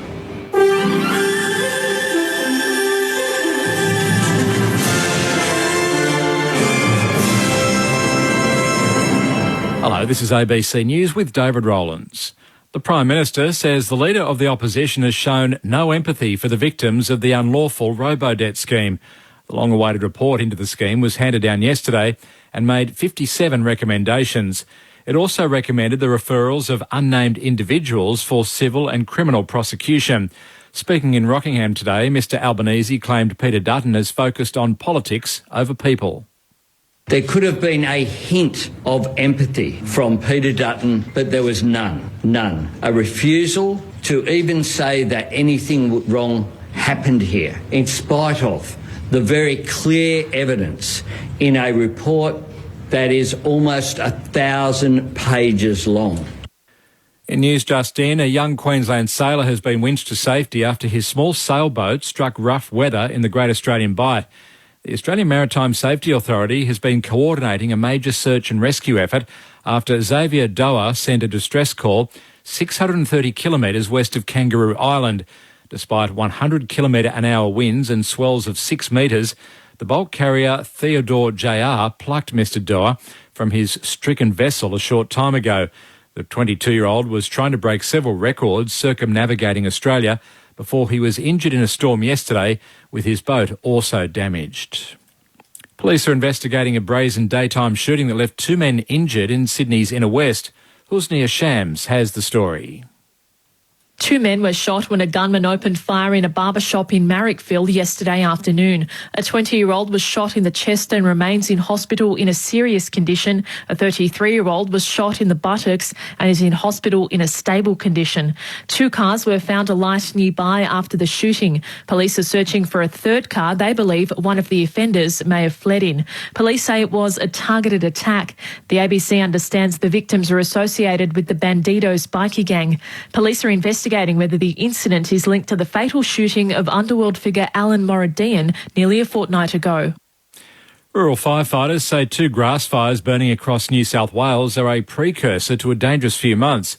Fires near Cessnock at Hedengratta and at Coasters Retreat near Sydney's northern beaches have been contained by more than 80 volunteers today.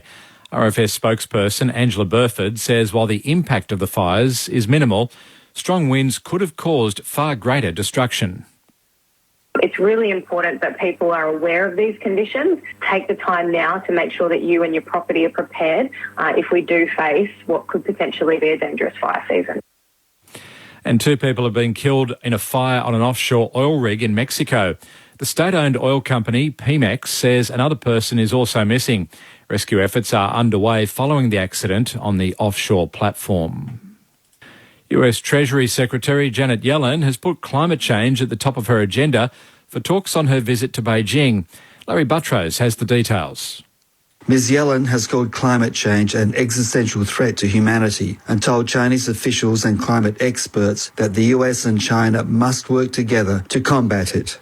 She says previous cooperation between the 2 countries has made global climate breakthroughs possible, such as the 2015 Paris Agreement. Now she's calling on the world's 2 superpowers to join together to invest in renewable energy. The US and China are the world's top carbon emitters, and their cooperation is seen as vital to avert the worst impacts of climate change. A man who shot dead 23 people in an attack on a store in the US state of Texas in 2019 has been handed 90 consecutive life sentences. The BBC's Nada Tawfiq reports. Patrick Crusius got a life sentence for each of the 90 federal counts he pleaded guilty to, including hate crimes and firearm charges. Prosecutors outlined how he drove 11 hours from his hometown near Dallas to El Paso, a border city with Mexico that is 80% Hispanic. He shot shoppers inside and outside of the store with an AK-47 before surrendering and confessing that he was targeting Mexicans. In an online manifesto, he wrote that he was defending the U.S. from cultural and ethnic replacement. The sentencing capped off 2 days of emotional impact statements from relatives of the victims and survivors. And in AFL, Brisbane has thumped West Coast by 81 points at the Gabba. This is ABC News. With the ABC Listen app, you can take the footy with you wherever you go. Off to walk the dog? Take the footy! Going camping? Take the footy! Picnic in the park? Take the footy! ABC Sports expert coverage of the AFL Incredible grab! and the NRL Every goal, try, mark and tackle, live and commercial free. So whatever you're up to, take the footy with you on the ABC Listen app. Kerr intercepts, dribbles into the area, Kerr strikes, the Aussie captain scores! Sam Kerr puts the ball into the back of the net. The 2023 Women's Football World Cup starts July 20 on ABC Sport. Grandstand AFL. Now streaming every match on the ABC Listen app. Look for the AFL button. First clearance goes the way of the Hawks, though. Connor Nash works a hand pass forward. Here's Newcomb again. On the right boot, goes deep inside forward 50. Wingard's out the back being held. It bounces in the goal square. Wingard! That was Daniel Wells-like. Took it out of the air on the goal line. Boots a ball and straight through for a goal inside the opening 20 seconds of this second quarter. And Hawthorn hits back. Hogan on the approach here for the Giants for his second. And the GWS Giants extend their lead out to 11 points to Warple, who fires on goal from 50. Unguarded square and it bounces through. Hawthorn get the result that time. 60 out from the Giants' goal. Long kick to a dangerous spot. Underneath it is Reeves. Couldn't mark. Looking to Rove was Hogan. Good second effort is picked up by Daniel Lloyd in the end, who snaps one home for the Giants on the left. That's hard-working GWS forward line. Converts when they needed a goal just for a bit of breathing space. Daniel Lloyd ensures their lead is back out to 13 points. Lockie Keefe has been testing out his right hammy since the collision with Warple, and I've just seen Haynes take off his sub jersey, so I think that's been activated. Nick Haynes looks like he's coming into the game for Lockie Keefe. The defender come forward to make it a 2-point game right on the stroke of half-time. Denver Granger Barras on the approach, makes the goal umpire work. Oh, they love that. Denver Granger Barras with his first goal in AFL footy, coming off 4 goals in the VFL last week. As I say, he's been swung forward. It's a new role for him and a very important goal for Hawthorn. The 2023 AFL season. On radio, ABC Sport Digital. and now streaming on the ABC Listen app. The sounds of the second term here at Giants Stadium, which saw Hawthorn hit back and make it a 2-point ball game. It's Greater Western Sydney 7-9-51, Hawthorn 7-7-49. Due to that Denver Granger Barras goal after the half-time siren. You're with Brett Sprigg alongside Daniel Garb, Jason Saddington, Alicia Eva and Declan Byrne bringing you the action here. From Homebush, later on, 2 games to come. St Kilda versus Melbourne at Docklands and Port Adelaide and the Gold Coast Suns at Adelaide Oval. So most of our network will take the Saints Demons. Of course, throughout SA, you'll get Port and the Gold Coast. But if you want to find coverage of either of those 2 games, no matter where you are, the ABC Listen app is your best place for that. Just look for the AFL or AFL Extra button. ABC AFL or AFL Extra, and you'll find your dedicated coverage of either of those 2 Saturday night games across AFL round 17. Earlier, Brisbane beat West Coast 16-20, 116 to 5-5-35, an 81-point win. Speaking of Hawks, a former Hawk, Jack Gunston kicked 6. He had 6 goals too. Hugh McCluggage, Derek Hipwood each with a couple, while Liam Duggan led all comers for possessions for the Eagles, 33 disposals. Lockie Neal had 32 for Brisbane, and Jared Lyons had 29 for the Brisbane Lions, and that reaffirms their hold on 3rd spot, Brisbane, after that 81-point win, and percentage boost as well, which has them the 2nd best percentage in the competition behind only Collingwood. And, of course, as I say, Port Adelaide plays the Gold Coast Suns tonight. Second half is not too far away here. Just on other things happening around the place in the NRL, where we've got 2 games happening on this Saturday, underway in the first half down the road at Parramatta, where it's the Warriors leading the Eels 6 points to 4. And, of course, the cricket. Can't forget that. Speaking of the ABC Listen app, you'll find full coverage on there no matter where you are, and through some regional areas across Australia, you'll get ball-by-ball coverage after the footy tonight on day 3 at Headingley, where Australia resumes at 4 for 116, an overall 142 run lead there. The bad news, Garvey, is that there is lots of rain forecast for Leeds and surrounds, and we're expecting plenty of rain across the next couple of days, which only sort of amps up the urgency for either of these two teams to get an outright result. Much more pertinent, of course, for England, because they have to win this match outright to save the series.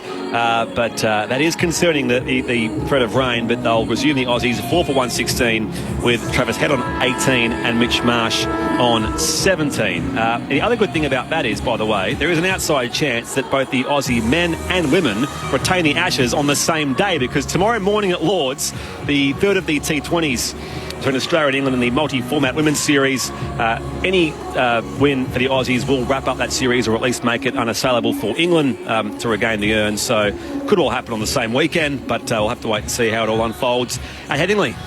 Yeah, so much to look forward to. And in the second half here, there's an AFL story emerging. I mean, the Giants can't afford to stuff this up, can they? And that's nothing against Hawthorn, who we know have been more than plucky for the majority of the season. They've taken it up to teams, but the Giants have garnered so much positive press over the last 4 or 5 weeks. 4 wins in their last 5. Big wins away to Geelong and Melbourne, pushing hard for that final spot. And they're only leading by 2 points at half-time. It would be a hammer blow to their finals chances if they drop this one at home. So a massive second half coming up. Yeah, huge second half, Garby. And I think, if they win this evening, their percentage out of the 8, which, if you think about 6 weeks ago, the position the Giants are in, finals weren't looking all that realistic, but they certainly are now. So, it'd be interesting to have been a fly on the wall with Adam Kingsley's address there. I don't think he'll be talking so much around opposition or, this is a game we should win. He'll be talking about system. And I think there's been a few games this year, irrespective of opposition, that have been close at halftime, and they've been close all the way down to the wire. And Kingers has just been really big on play our system, and everyone plays their role within the system. So I'm sure that would have been the same message. Keep your text coming, by the way, 0437 774 774, if the teams will make their way out, and the second half is not too far away. Repeating, of course, that Lockie Keefe was subbed out with a hamstring concern. Nick Haynes into the game, and still no movement as far as Harry Morrison, the Hawthorn sub, is concerned. Sado, did you see enough from Hawthorn in that first half that they can stay with the Giants and keep this an exciting game? Yeah, you do.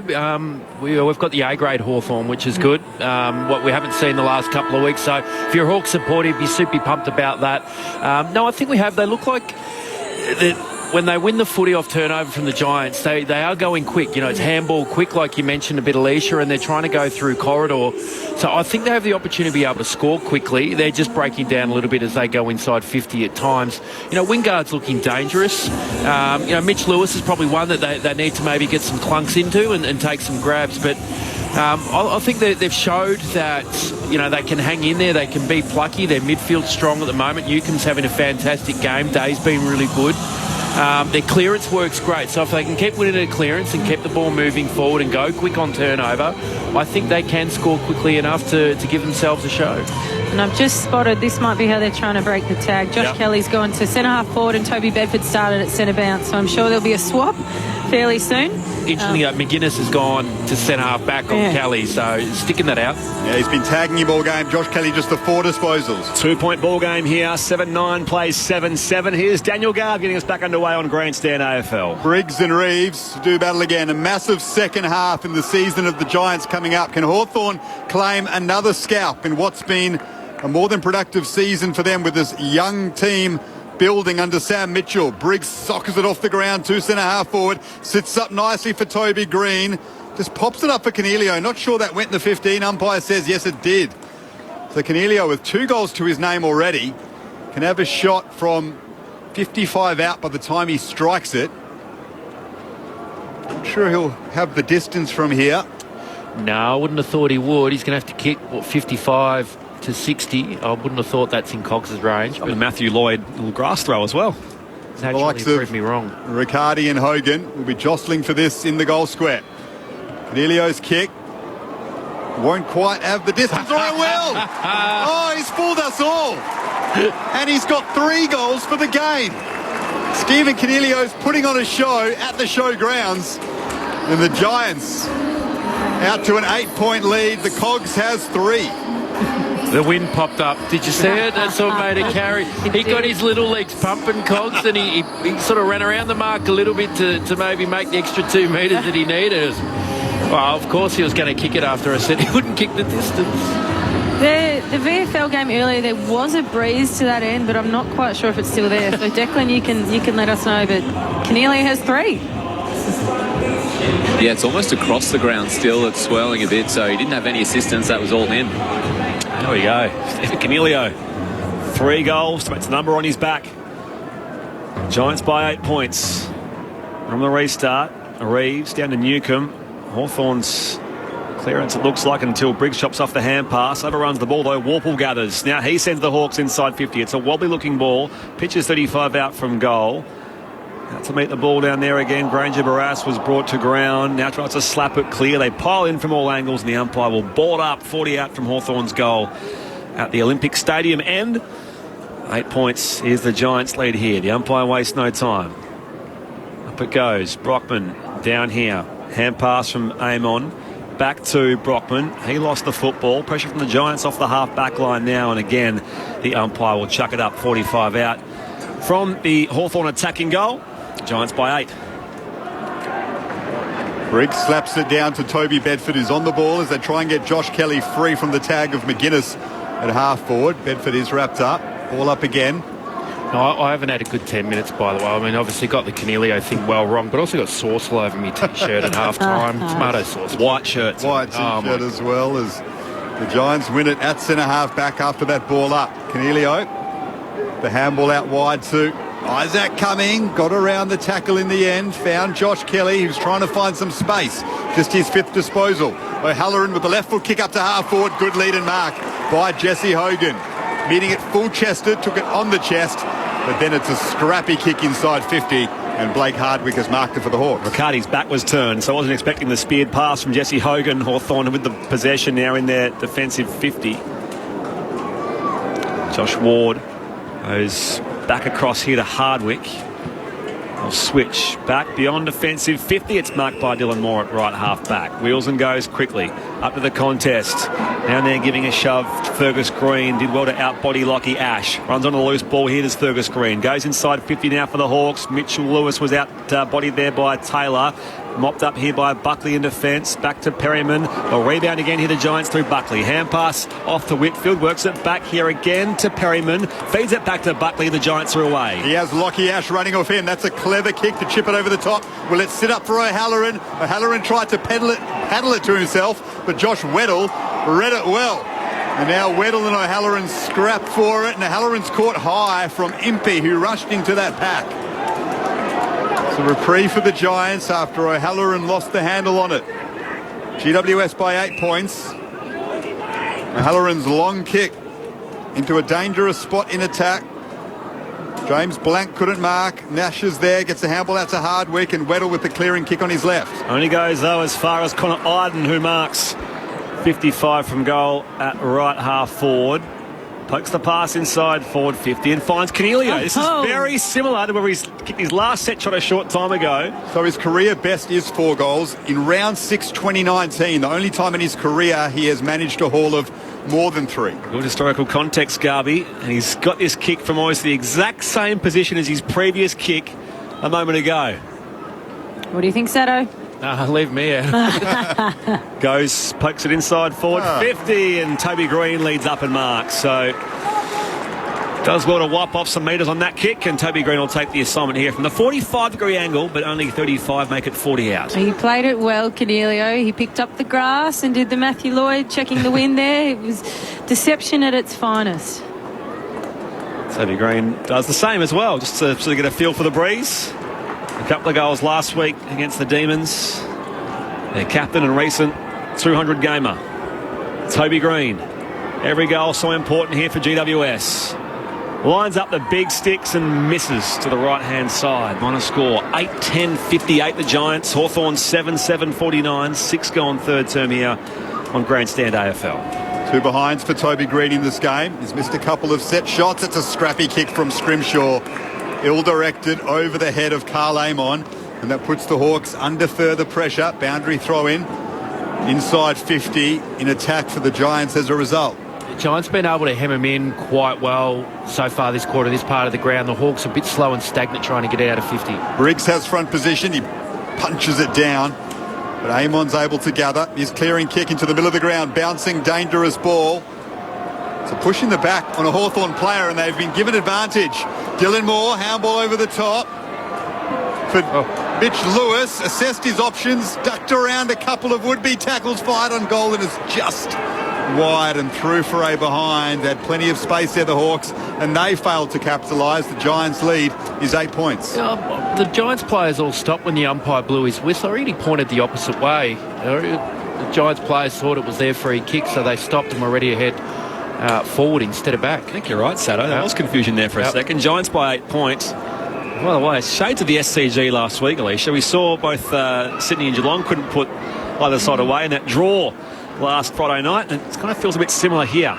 Both teams wasting opportunities. Yeah, it's been a bit of a talking point this week, the accuracy across the competition this season. Sam Taylor marks at left half back for the Giants. Tries to nurse the kick on the half volley here to Isaac Cumming. It's out of bounds for a throw-in.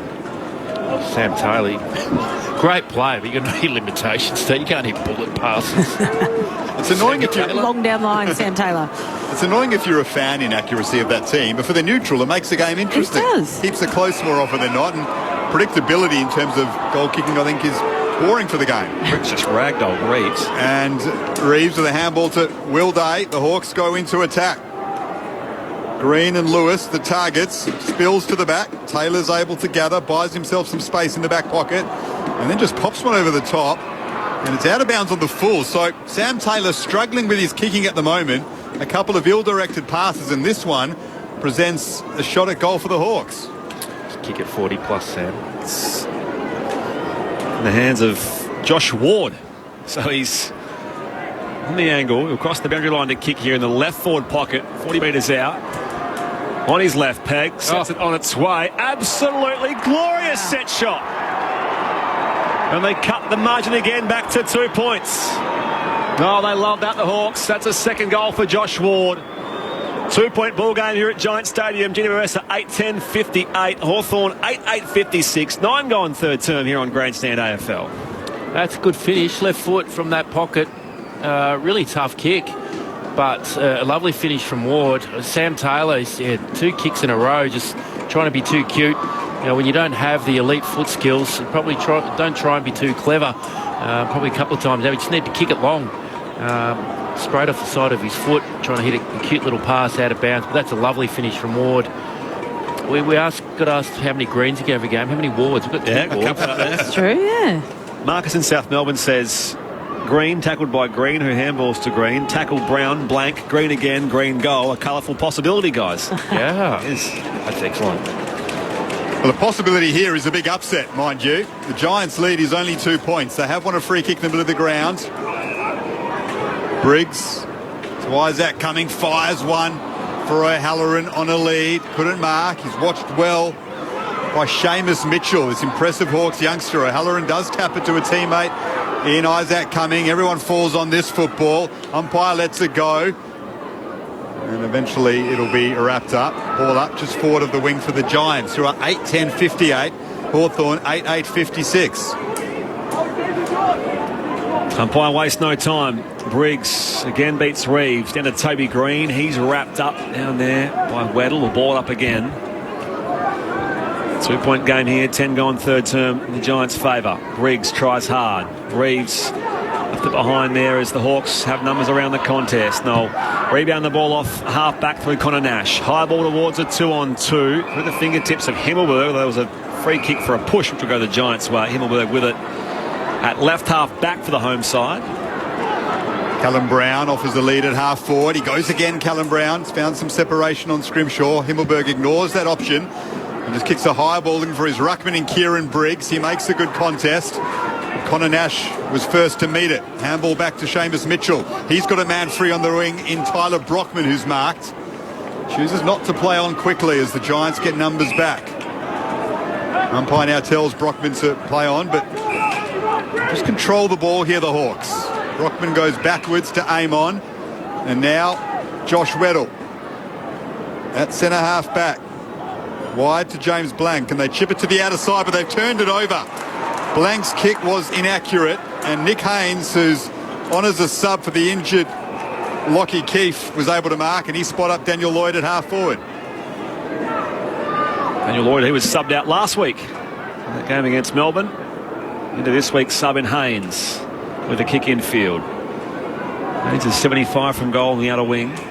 He'll bring it all the way back here for Connor Iden on the point of the square, and now Sam Taylor. They'll switch back to the members' side here, the Giants, just sharing it around by foot. Buckley drops the mark, now follows up, comes up the line more direct now. It was a little too hot for Toby Green. Ricochets away from O'Halloran, picked up here by Connor, goes straight to Himmelberg again for the Giants. Tries to just steer the pass inside 50, but it goes loose into the pocket for a throw-in. 25 around from the Giants attacking goal. They lead by 2 points, the home side here. 12 gone third term. Declan Byrne on the boundary.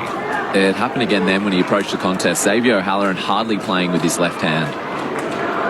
Giants lead by 2 points. The game was played at a frenetic pace in the first half. It's just struggling for some fluidity at the moment, but it's tight and it's tense. Finn Callaghan has it just outside attacking 50. Handball to Isaac Cumming. Good contest down there by Amon on Toby Green to affect the chances of Green marking that football, and now Weddle has run the ball over for a boundary throw-in, left forward pocket for GWS. Yeah, interestingly, in a couple of last plays, Hawthorn just going the slow play, going from one side of the ground to the other, switching, and then the Giants did the same thing. It's not something we saw in the first half from either team. A goal apiece in this third term for either side. 2 points as the Giants lead. Overrun by Briggs, gathered now by Reeves, shares it with Day. A rebound again here. Day's kick was hurried beyond defensive 50. Skids out toward the wing. Iden gets there for the Giants. Himmelberg hand pass back to Buckley. Off a couple of steps. Loads up now. Wobbly ball inside forward 50. Briggs running start at the back there as well as Callum Brown. Out the back for Mitchell of the Hawks. Shares it now with Josh Ward in the left back pocket. Hand pass back inboard now to Scrimshaw. Hardwick works the hand pass here. It's been lost by Seamus Mitchell and fumbled over the boundary line for a throw-in. So 65 around from the Giants attacking goal. Another stoppage in that part of the ground for them. 14 gone third term. It's the Giants who lead by 2 points. Yeah, we talked about it in the first half. Both teams are probably a bit more confident to pull the trigger and go through the corridor, but not so this quarter, playing it a bit safer. Briggs taps it down. Day is there. His handball put Amon under pressure. And 3 Giants, Briggs, Green and Finn Callaghan, wrap up Weddle. Ball up on the 50-metre logo. Briggs palms it down to Warple, who extracts it from the pack, but only as far as Nick Haynes. Throws it on the boot, deep into attack for the Giants. Bouncing ball, Callum Brown picks it up, gets the handball free. Scrimshaw tries to tap it to himself. Hardwick wins it, gets it to Josh Ward on his left. He tries to clear defensive 50. Strong leap from Mitch Lewis, but again it comes back in from the Giants. Eventually James Blank has marked it, but the Hawks are under pressure. They're away here. Scrimshaw hand pass to Nash. Loose man here is Brockman at right half back now for the Hawks. Has room to bounce. Draws the player. He's got a man breaking for him in Amon. Runs into the tackle down there of Himmelberg, and he's brought to ground. Here's Carl Amon. A little too overzealous that time. Himmelberg picked for a sling tackle or a dumping tackle. So Amon swings it back here in the middle of Giants Stadium. It missed the target in Ward. That's Josh Ward for the Hawks. He had the arm pinned by Nick Haynes, and the same free kick applies now for the Hawks. This time Nick Haynes infringes. The Hawks go inside forward 50. It's dropped down there by Fergus Green, mopped up by Buckley in defence. Off here to Himmelberg, and now around the corner from Riccardi. He can find the target there as they're running off half back through Finn Callaghan. Callaghan's kick looks for Callum Brown in attack. Did well to control that football and take an excellent mark. With one arm held, he marked it with the other, Callum Brown. Brilliant skill from the Irishman. He can kick this distance. He decides to go short instead, and he finds Tom Green in a slightly better spot. Same distance, but he's at true centre-half forward. He'll kick from 50. Haven't seen a replay yet. Anything in those 2 tackles from Himmelberg or Haynes? The Haynes one, maybe. I reckon whoever he tackled head into the ground. Himmelberg the same. Yeah, just seen the Himmelberg one for the first time again. Here's the Haynes on Ward. Pin the arm straight away. It does go head first. But Tom Green, 4th in the competition for disposals, is looking for his fifth goal of the season. He'll kick from just outside 50. It's a long ball. It's a straight ball. It's a big goal for GWS. Tom Green provides it with a beautiful kick. And the Giants lead is back out to 8 points. There was a beautiful kick there from Tom Green. And I think you talk about he's a star young player, but he's also a young leader of this footy club and will be for a long time. Well, he won't be always young, but you know where I'm getting at. But that's a big moment. That's a big moment in the game, and he's directly in front, but 50 metres out, big kick, and he certainly stood up on that occasion. And going back to those tackles, Sprigger, they'll both definitely be looked at. I mean, Haynes, Himmelberg one as well. Both Hawthorn players, they're in the tackle, their head's the first thing to hit the ground. So what we're seeing across the year, they're both going to be looked at, and they both might be in a bit of trouble. Margin hasn't gone beyond 15 points all game. It's 8 points the Giants lead now. Tom Green having a breather after kicking that goal. Restart in the middle here. Haynes brought to ground by Frost. Dispossessed. Hand pass McDonald out here. It's mopped up off half back by Finn Callaghan for the Giants. He'll work it across to the flank now on the bounce for Cumming. Shows good evasive skills, or does he? Brockman got him wrapped up there holding the ball. He kept trying, Tyler Brockman. In the end, he got Isaac Cumming, so the tackler rewarded here. 55 from goal for the Hawks. Sets it high to the hot spot now. Leaping up, Sam Taylor. Strong intercept grab. Got high in the pack and brings it down at full back for the Giants, who lead by 8 points. 18 gone, third term. Sam Taylor redeems himself after a couple of inaccurate kicks that put the Giants under pressure in this quarter with a strong grab. He took the easy option that time, didn't he? Smart. Quick learner, Sam. At the point of his own defensive goal square. Ash goes short to Jack Buckley, who led the Giants backline so well in the absence of Taylor. High ball exits defensive 50 for GWS. Riccardi will leap at this off hands. The Hawthorn players kept their feet. Frost taps it back to Nash. Coming in there was Callaghan, but Newcomb gathers it for the Hawks. A bouncing handball looking for Frost. Bedford's opposed to him. Works its way up to Wingard at half forward. Long kick into attack for Hawthorn. Underneath it was Granger Barras. Sam Taylor was roving though. Gathered it cleanly and got it to Isaac Cumming. Left foot kick is out in front of Callan Ward, and he marked it brilliantly. Under the watchful eye of Jarman Impey. He was under pressure at half-back, needed to take the mark and did. A former skipper goes further along the wing here to Lockie Ash, who marks on the members' side. Giants by 8 points. The intensity of this game's just gone another level in the last few minutes. With Cornelio in some space now. Too quick for Nash. Kick 65 out toward the hot spot now. Hogan was outnumbered. Good spoil getting back there. And James Blank goes out of bounds for a throw-in at left full forward for the Giants. As I mentioned, 8 points their lead, 19 gone in this third quarter. A couple of great grabs there with Sam Taylor's we saw a few minutes earlier, but then Callum Ward one-on-one. Well, that's just a strong mark. You don't see him ever get beat one-on-one, do you? He doesn't lose a single contest. Riccardi doing the ruck work up against Frost. And Finn McGuinness wraps up Josh Kelly again. He has not let him out of his sights all game at Giant Stadium. Josh Kelly, coming off 26 disposals and 2 goals last week, has just the 5 touches, and with near the end of the third quarter here at Giant Stadium. Ball is squeezed out to the pocket. And we'll have a boundary throw in inside 50 for GWS. Cornelio, Nash, Newcomb and Day all on 20 possessions. Kelly be on track for all-time low, wouldn't he? Touches. Yeah. I wouldn't have thought Josh Kelly would have had a number like this to almost three-quarter time, only 5 touches. Approaching time on here. Giants by 8 points. Back in it comes Frost. What's the Giants low around the football? Cal Ward wrapped up, got the ball away here. Cornelio tries to sock it out of the air again. 35 out here from the Giants goal. It's a hot footy going in hard. A couple of Hawthorn players plucked free here by Weddle off today, and now Impey almost run down as well. Keeps it moving alive here. Seamus Mitchell back to Impey, shares it back here to Brockman on the wing here for the Hawks. They go forward of halfway. Wobbly ball inside attacking 50, but Himmelberg slides out to intercept mark and takes it at centre half back here for GWS. Yeah, just struggling going inside 50 now, Hawthorn. All these long high balls. Yeah, Himmelberg cut that one off. Sam Taylor earlier. They need to just lower their eyes or find some shorter targets. There's plenty of pressure on that ball going inside 50 though. Toby Bedford and Cal Brown, 2 of the fastest players on the Giants list, chasing that footy out then. 20 and a half gone in the third quarter. The Giants' lead is just 8 points. Finn Callaghan kicks to centre half forward for the lead of Hogan. It went over his head. Callan Ward gathered it. Long kick on goal. Hits the post.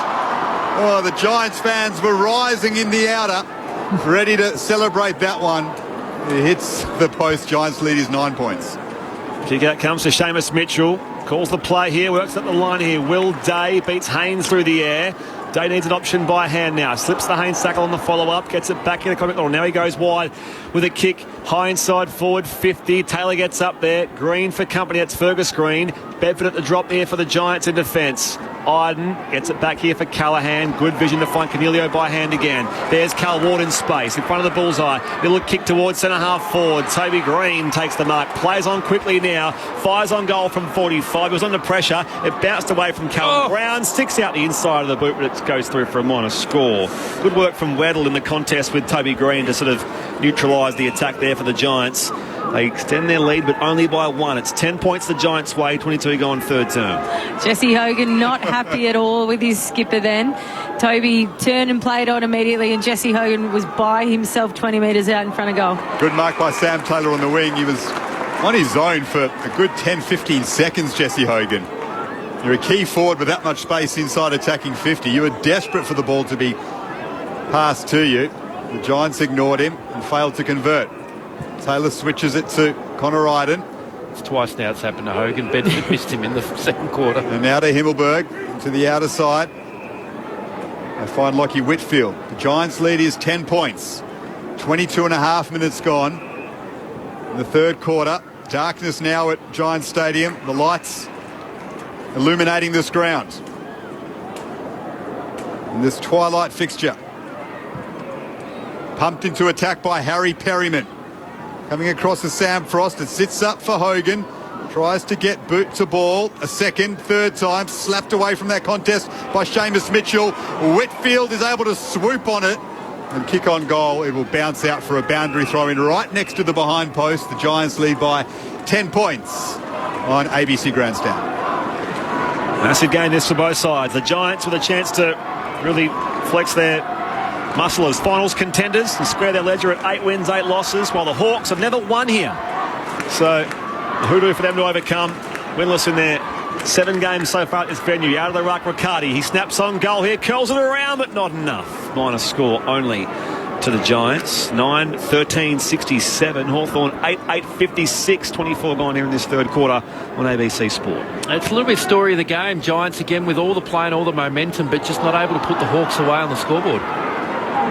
Kick from Hardwick to the outer side again is rebounded by the Giants and Harry Perryman. His kick goes through the legs of Seamus Mitchell, and that allowed Callum Brown to smother his handball once he gathered it and knock it out for a boundary throw in on the juncture of the 50 and the boundary line in attack for GWS, who are locking the Hawks inside their defensive part of the ground. They are. Hawks can't get past centre half forward and get inside 50, and the Giants, they keep getting shots on goal but just can't kick a goal. Toby Green, quick handball to Daniel Lloyd. Hogan out to meet it. Blank punches it away from him. Gathered by Riccardi though on the boundary line. His kick is marked by Hardwick in front of his own defensive goals. The Giants lead is only 11 points despite their dominance. Hardwick back across here to Will Day. He's been busy in this game so far, Will Day. Actually debuted at this ground against Collingwood back in round 6 of 2020. One of the first of those 2 weird COVID years when they had neutral venues. Kicking beyond defensive 50 here, Will Day. Slapped away by Himmelberg, but gave away a free kick as well for a hold. So that will go the way of the Hawks and Mitch Lewis from left half back. 25 gone in this third term. Balks around Himmelberg. Now tries to find the target there. Dylan Moore also got a shove, this time from Perryman. So it's a free kick again for the Hawks. Coming back inboard now for Seamus Mitchell. From the outer logo. Off here to Amon. Loads up to go inside forward 50. Spoiled away by Buckley, who was tangled up down there with Granger Barras. At the drop, Himmelberg was spun on the tackle and finds the salvation of the boundary line. So we'll throw it back in. 78 from Hawthorn's goal, Olympic Stadium end. It's the Giants who lead by 11 points, 26 gone in this third term. And the Hawks get one before three-quarter time. They've managed to find majors when they've needed them the most in this game. Ball bounces for Finn McGuinness. It's his handball free. Bouncing ball outside, attacking 50 for the Hawks. Newcomb gets it. Tries to break free of the Whitfield tackle. Handballs inboard to Days, wrapped up strongly by Daniel Lloyd. Ball up in attack for the Hawks. They trail by 11 points, and we have gone 26 minutes in this third term. And this might be an opportunity for Hawthorn stoppage they've been good at all day. Laid down here by Briggs, only as far as Moore. Breaks a tackle, fires on goal from 48. Got options down there anyway, 2-on-2. Wingard's involved. Also Mitch Lewis gives chase. Tackles Finn Callaghan. Callaghan mops up in defence cleanly in the end. Shares it with Himmelberg. He can just thump it long beyond defensive 50. O'Halloran gets back there, although got no possession, as Hardwick almost got it with his teammate down there and Carl Amon. It's a free kick here for a high decision. I don't know if it's going to go the way of one of those Hawks who copped the friendly fire, but it's going to go the way of Hardwick, who supposedly was wrapped up high by Lockie Whitfield. So lays it off by hand to Scrimshaw. He's 70 from goal. Along to the teeth of goal here for the Hawks. A little too deep down there for Granger Barras. Spoiled away by Buckley. Now it's at half forward. Giants are at half back. They pile in here, trying to keep the ball moving, and the umpire will ball up 45 out from goal. Will Days hurt himself here. He's holding his arm close to his body, and that is not what Hawks fans want to see. Hopefully it's just a stinger for this Hawks young gun. Cornelio tries to clear defensive 50 for GWS. High up and under ball. Hardwick's underneath it, gathers it, gives it to Newcomb. Handball wide to Amon. Late stage to the third term. Can the Hawks find something? Coming out to meet it is Green. The tap from Moore. Tried to get it back to Wingard. It runs out for a boundary throw-in. And the lead is still 11 points, and hopefully Will Day has recovered. It looks like he has. That will be welcome news for Hawthorn fans. It's 2-1 in this third term as it winds down. Mitch Lewis snaps on goal here. Wrapped up down there is Granger Barras by Buckley, and the umpire will ball up again. Will Day still holding his arm close to his body. He's staying away from this pack, so it could be an issue. Up it goes, right near Hawthorn's attacking goal. Whitfield here with a hand pass through traffic, and that will be it through the first three quarters at Giant Stadium. A hotly contested game with momentum swings and not the greatest skill level, but it is a close one. 11 points is the Giants' lead. 9-13-67 plays 8-8-56. Goal kickers in this game so far. Cornelio has 3. A couple each for Riccardi and Hogan. Singles to Lloyd and Tom Green for the Giants. Meanwhile, for Hawthorn, a couple each to Wingard and Josh Ward. While Fergus Green, Denver Granger Barras, Dylan Moore and James Warple are also on the board as well. 11 points here at the final change. You're listening across ABC Radio, News Radio, and of course via the ABC Listen app. This is Grandstand AFL. Hi, I'm Marta Dusserup, here to tell you about my new dark comedy, Bay of Fires. About moving to a new town. We have to get you out right now. We're going away for a while. A surprise holiday. A tiny place that's not what it seems. We have a visitor in town. From the creator of Jack Irish. Just so it doesn't feel like a holiday. Award-winning Marta Dusseldorp in Bay of Fires. Starts Sunday, July 16 on ABC TV and ABC iView. Grandstand AFL. Now streaming every match on the ABC Listen app. Look for the AFL button. Just pops it up for Cornelio. Not sure that went in the 15. Umpire says yes, it did. So Cornelio, with 2 goals to his name already, can have a shot from 55 out by the time he strikes it. I'm sure he'll have the distance from here. No, I wouldn't have thought he would. He's going to have to kick 55 to 60. I wouldn't have thought that's in Cox's range. And Matthew Lloyd will grass throw as well. Cornelio's kick won't quite have the distance. Throw well. Oh, he's fooled us all. And he's got 3 goals for the game. Stephen Cornelio's putting on a show at the showgrounds. In the hands of Josh Ward. So he's on the angle. He'll cross the boundary line to kick here in the left forward pocket, 40 metres out. On his left peg, sets it on its way. Absolutely glorious set shot. And they cut the margin again back to 2 points. Oh, they love that, the Hawks. That's a second goal for Josh Ward. Callahan's kick looks for Callum Brown in attack. Did well to control that football and take an excellent mark. With one arm held, he marked it with the other, Callum Brown. Brilliant skill from the Irishman. He can kick this distance. He decides to go short instead, and he finds Tom Green. He'll kick from just outside 50. It's a long ball. It's a straight ball. It's a big goal for GWS. Tom Green provides it with a beautiful kick. And the Giants' lead is back out to 8 points. Yeah, anything in those two tackles from Himmelberg or Haynes? The Haynes one, maybe. Himmelberg the same. Here's the Haynes on Ward. Pin the arm straight away. Ooh, it does go head first. They'll both definitely be looked at. I mean, both Hawthorn players, they're in the tackle, their head's the first thing to hit the ground. The 2023 AFL season. On radio, ABC Sport Digital. and now streaming on the ABC Listen app. Three-quarter time here at Giants Stadium. Greater Western Sydney leads Hawthorn by 11 points. If you're listening through South Australia, you're off to Port Adelaide Gold Coast with Aaron Bryans and the team next, while the rest of our network has St Kilda and Melbourne, and Matt Clinch can set the scene there at Docklands. Clinchy.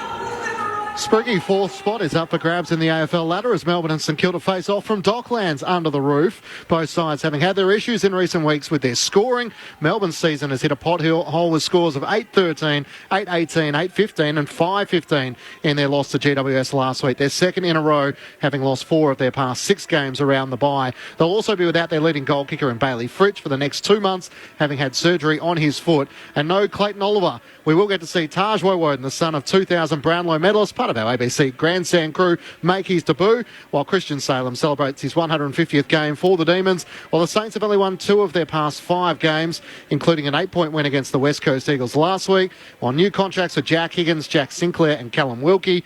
Unfortunately, Higgins will be out alongside Josh Battle and Brad Hill with injuries. So Jack Steele celebrates his 150th game for the Saints, looking to provide a boost to their finals credentials. There's no late changes with Ryan Burns and Joel Smith, the subs for tonight. Looking forward to calling it alongside Ben Cameron with Luke Ball and Brent Harvey, and Lauren Borden down on the boundary. Both sides at 9 wins and 6 losses, looking for a crucial 4 points. That's following you from Docklands tonight. On you, Clinchy, thank you for that. So St Kilda versus Melbourne or Port Adelaide Gold Coast, depending on where you are across the nation. However, of course, on the ABC Listen app, you can find dedicated coverage of the game you choose, either on the ABC AFL or AFL Extra button. In the meantime, Giants lead Hawthorn by 11 points here. Jason Saddington, Alicia Eva, your thoughts at three-quarter time? Well, it's just an evenly poised game. I mean, we saw through that quarter, Giants again probably had more opportunity than the Hawks did, but didn't capitalise once again. It was a little bit like the second quarter. Hawthorn with their ball movement, they just struggled going inside 50. Most times they went in there, it was the Giants defenders were able to spoil or take marks. We saw Buckley, Taylor and Iden sort of have some impact to win the footy. They were winning their contests down there. And the Giants, when they were going forward, just messed up some chances again. They kicked 2 goals for. Some of them were kickable goals. So they weren't able to blow it away. And the Hawthorn they've stuck around, and they're still there, only 11 points here at three-quarter time. But to further reflect that sort of going inside 50 bit, the Giants have had 16 marks inside 50, Hawthorn only 3, Giants not able to convert those into goals. Into the final turn we go. 11 points is the Giants' lead. Some news from the Hawthorn bench shortly as well, as Tom Green tries to win the clearance here for the Giants. There's a free kick for a hold on James Warple. They'll go against Josh Kelly. So free kick away the Hawks. They'll win the first clearance. High ball down the corridor. Running start Mitch Lewis. Going up though Himmelberg. Slapped away from McDonald. And now at the drop as well. Trying to get it going. Lockie Ash is pot on top of. Declan Byrne on the boundary. Harry Morrison for the Hawks is into the game, just sitting off that contest. Jarman Impey, after coming back from a back injury last week, is subbed out. No change to our three-quarter time score here. The Giants lead, 11 points. Ball in attack for the Hawks, but Himmelberg has it. Handball out wide to Callaghan. Perryman in support. Right half back, spots up Callan Ward in a lead. And he's marked it in front of Jack Scrimshaw. GWS fans didn't like the push on the back from Scrimshaw on Ward as he took that mark, wanted 50. Ward will kick up the wing instead. Hogan's the target. Punched away from him by James Blank, who's doing a really good job in blanketing Jesse Hogan at the moment. And they'll have a ball up after that strong tackle by Ward on Connor Nash. Blankety blanks. On the wing, GWS 9-13-67. Hawthorn 8-8-56. 11 points the lead in favour of the Giants. Cornelio through traffic. Hose a kick away here, just forward of the wing, but it's dropped down there by Scrimshaw. Can the Giants take possession here? Goes up for Connor Nash. Hand pass back to Warple. Tumbles it back up the line here for the Hawks. Reeves couldn't make a connection, tried to slap it away. Out the drop here, Callaghan for the Giants does well. Works around the big man Reeves. Shares it by hand to Lockie Ash. Has enough room to bounce. Dummies the hand pass. Wrong foots his way around Finn McGuinness. And now he's wasted the kick though. Made Ward work. On to Whitfield though. Fires his path through the corridor. It's missed O'Halloran. Good defensive effort there from Hawthorn. They mop up through Moore. And now Blank can rebound the football. Harry Morrison, the sub, looking for his first possession. The ball doesn't sit up for him. It does for Isaac Cumming. But Morrison, with his energy, is able to scrap away at it. Giants win it though, and Perryman dumps it into attack. Well done by Weddle to take a strong mark in that contest under pressure, and now runs away from it with a couple of bounces. Handball over the top to Scrimshaw. Hawthorn trailing by 11 points. Lewis slipped. That's who the ball was intended for. It was knocked to Weddle though. He got it back to Lewis, just behind the wing for Hawthorn. Guides it to half forward. He was felled as he kicked at Lewis. So downfield free kick. Fergus Green has it. Looks for a lead from Wingard. He's telling Wingard to go into the pocket. Instead, he'll go inboard and hit up Jai Newcomb. So Newcomb on the logo members' side. So no change to our three-quarter time score. Giants by 11. Newcomb loads up to the teeth of goal, and Himmelberg comes across with a step for the Giants. Sorry. My assessment at three-quarter time, I was trying to... Turnover here. Himmelberg's kick goes straight to Brockman. He marks 40 out directly in front. And this is to my point. I was trying to sum up the Giants in the third quarter, and they looked irritated and frustrated. So they had a lot of the play, but they weren't hitting the scoreboard in the way that they wanted to with goals. And it just looked like they were forcing the issue on kicks, on being cute a couple of times. They just look like they're frustrated that the game isn't going the way that they want. And we just see then again, Harry Himmelberg tries to bite off something that potentially wasn't on. Tyler Brockman on the approach from 40 out. Needs a straight kick to close the gap. Here he misses to the right-hand side. Margin is 10 points the Giants' way. Foregone final term. And the other thing we've seen off the back of that is some pretty messy free kicks as well. The back up, the last few minutes of that third quarter and to begin this fourth. Some of the Giants players are just giving away some messy free kicks, and it just looks like they're a little bit frustrated at the moment. 3 behinds in the game for Brockman. The kick from Buckley up the wing. Falls to O'Halloran at the back of the pack. He loves playing on. Does that. Looks for Toby Green. Works Weddle up the football beautifully. Blank came across. Now it sits up for Hogan. Free kick though going to the Hawks. Deep in defence to James Blank for a hold from Toby Green. Just as Hogan was about to snap a crucial goal for the Giants. Blank with a long high ball out of defensive 50, slapped away from the pack by Buckley. Newcomb's able to gather though for possession number 24. Up to half forward, Sam Taylor watches it like a fielder in the outfield. It slipped through his fingers though, was able to gather it. Give it to Whitfield, Perryman. And now they work it up to half forward, and Riccardi, strong mark, 55 out from goal. Wilson goes now, inside forward, 50 options back there with the flight goes O'Halloran. Coming up with the football was Hogan. Warple at the drop there for the Hawthorn side. Now it's a hand pass from Weddle. Goes out in space. Riccardi spins into a tackle. He's dispossessed. Hardwick can clear here for the Hawks. Straight down the throat, though, of Isaac Cumming, who brings it back infield now for Cornelio.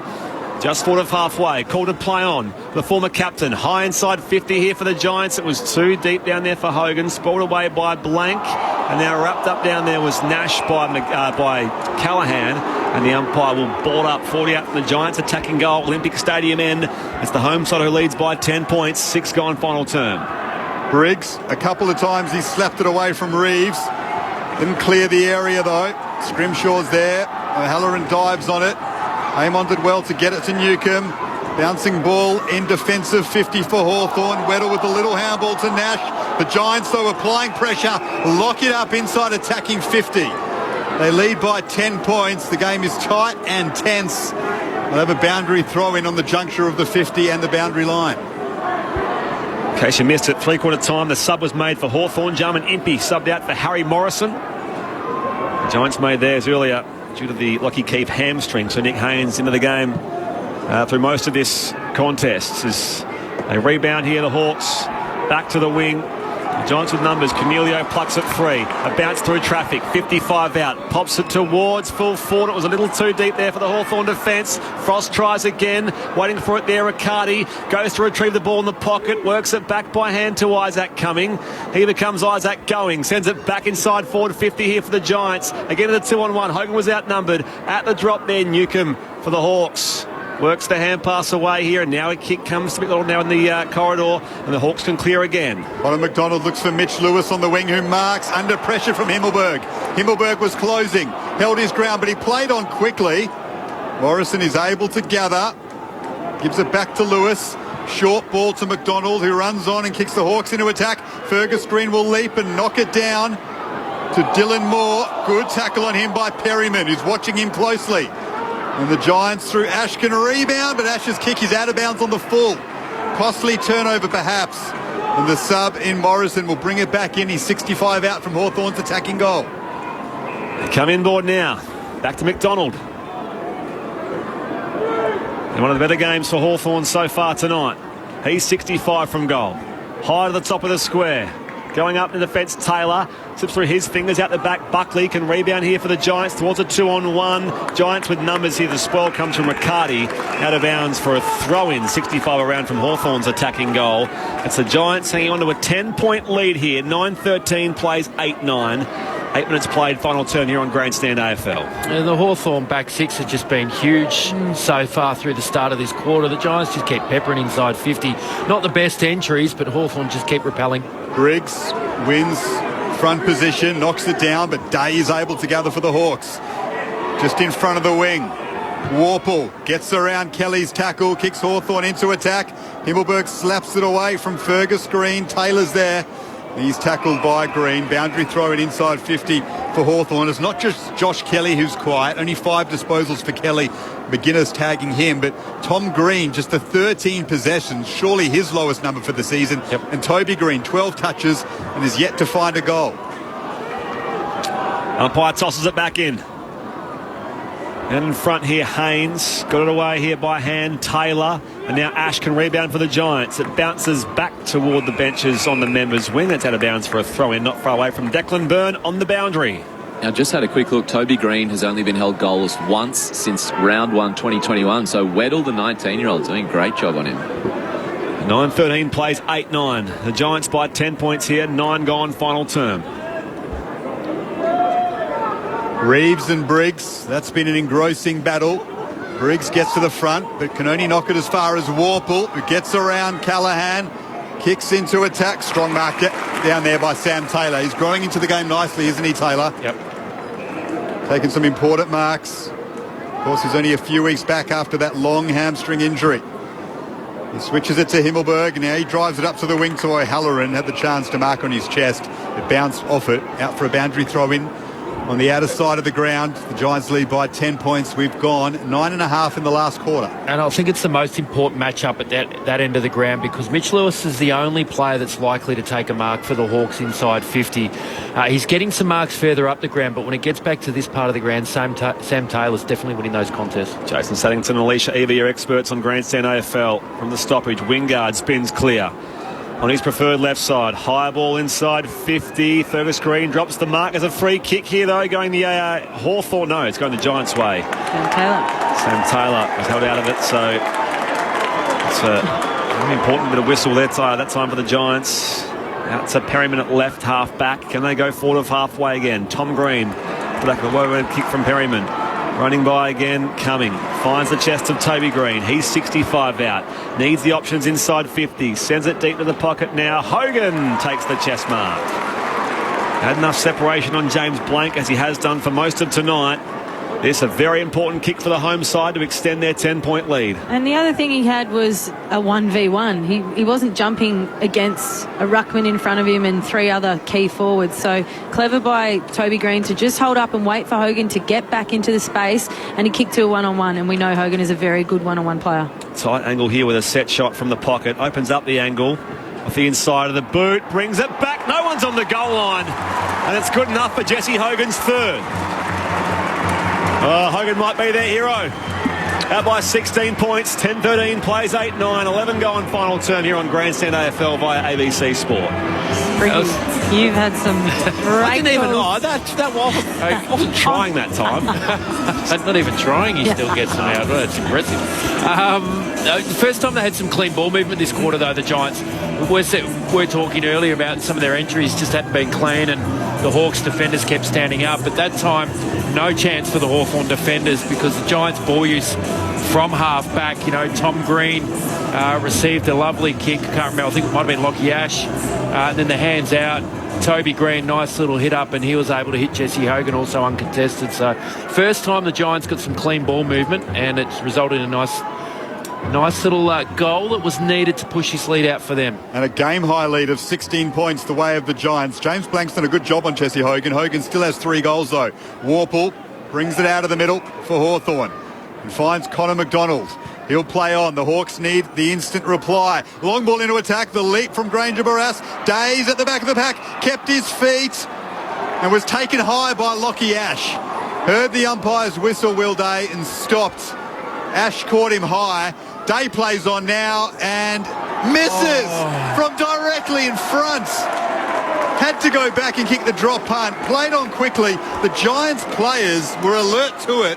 Closed on Will Day. That caused him to pull the snap, and that is ever so costly for the Hawks. The Giants' lead is 15 points. They go quickly here off the kick out. Buckley was run down there. Great chase it was by Tyler Brockman. The Hawks will get the ball back, just forward of the wing.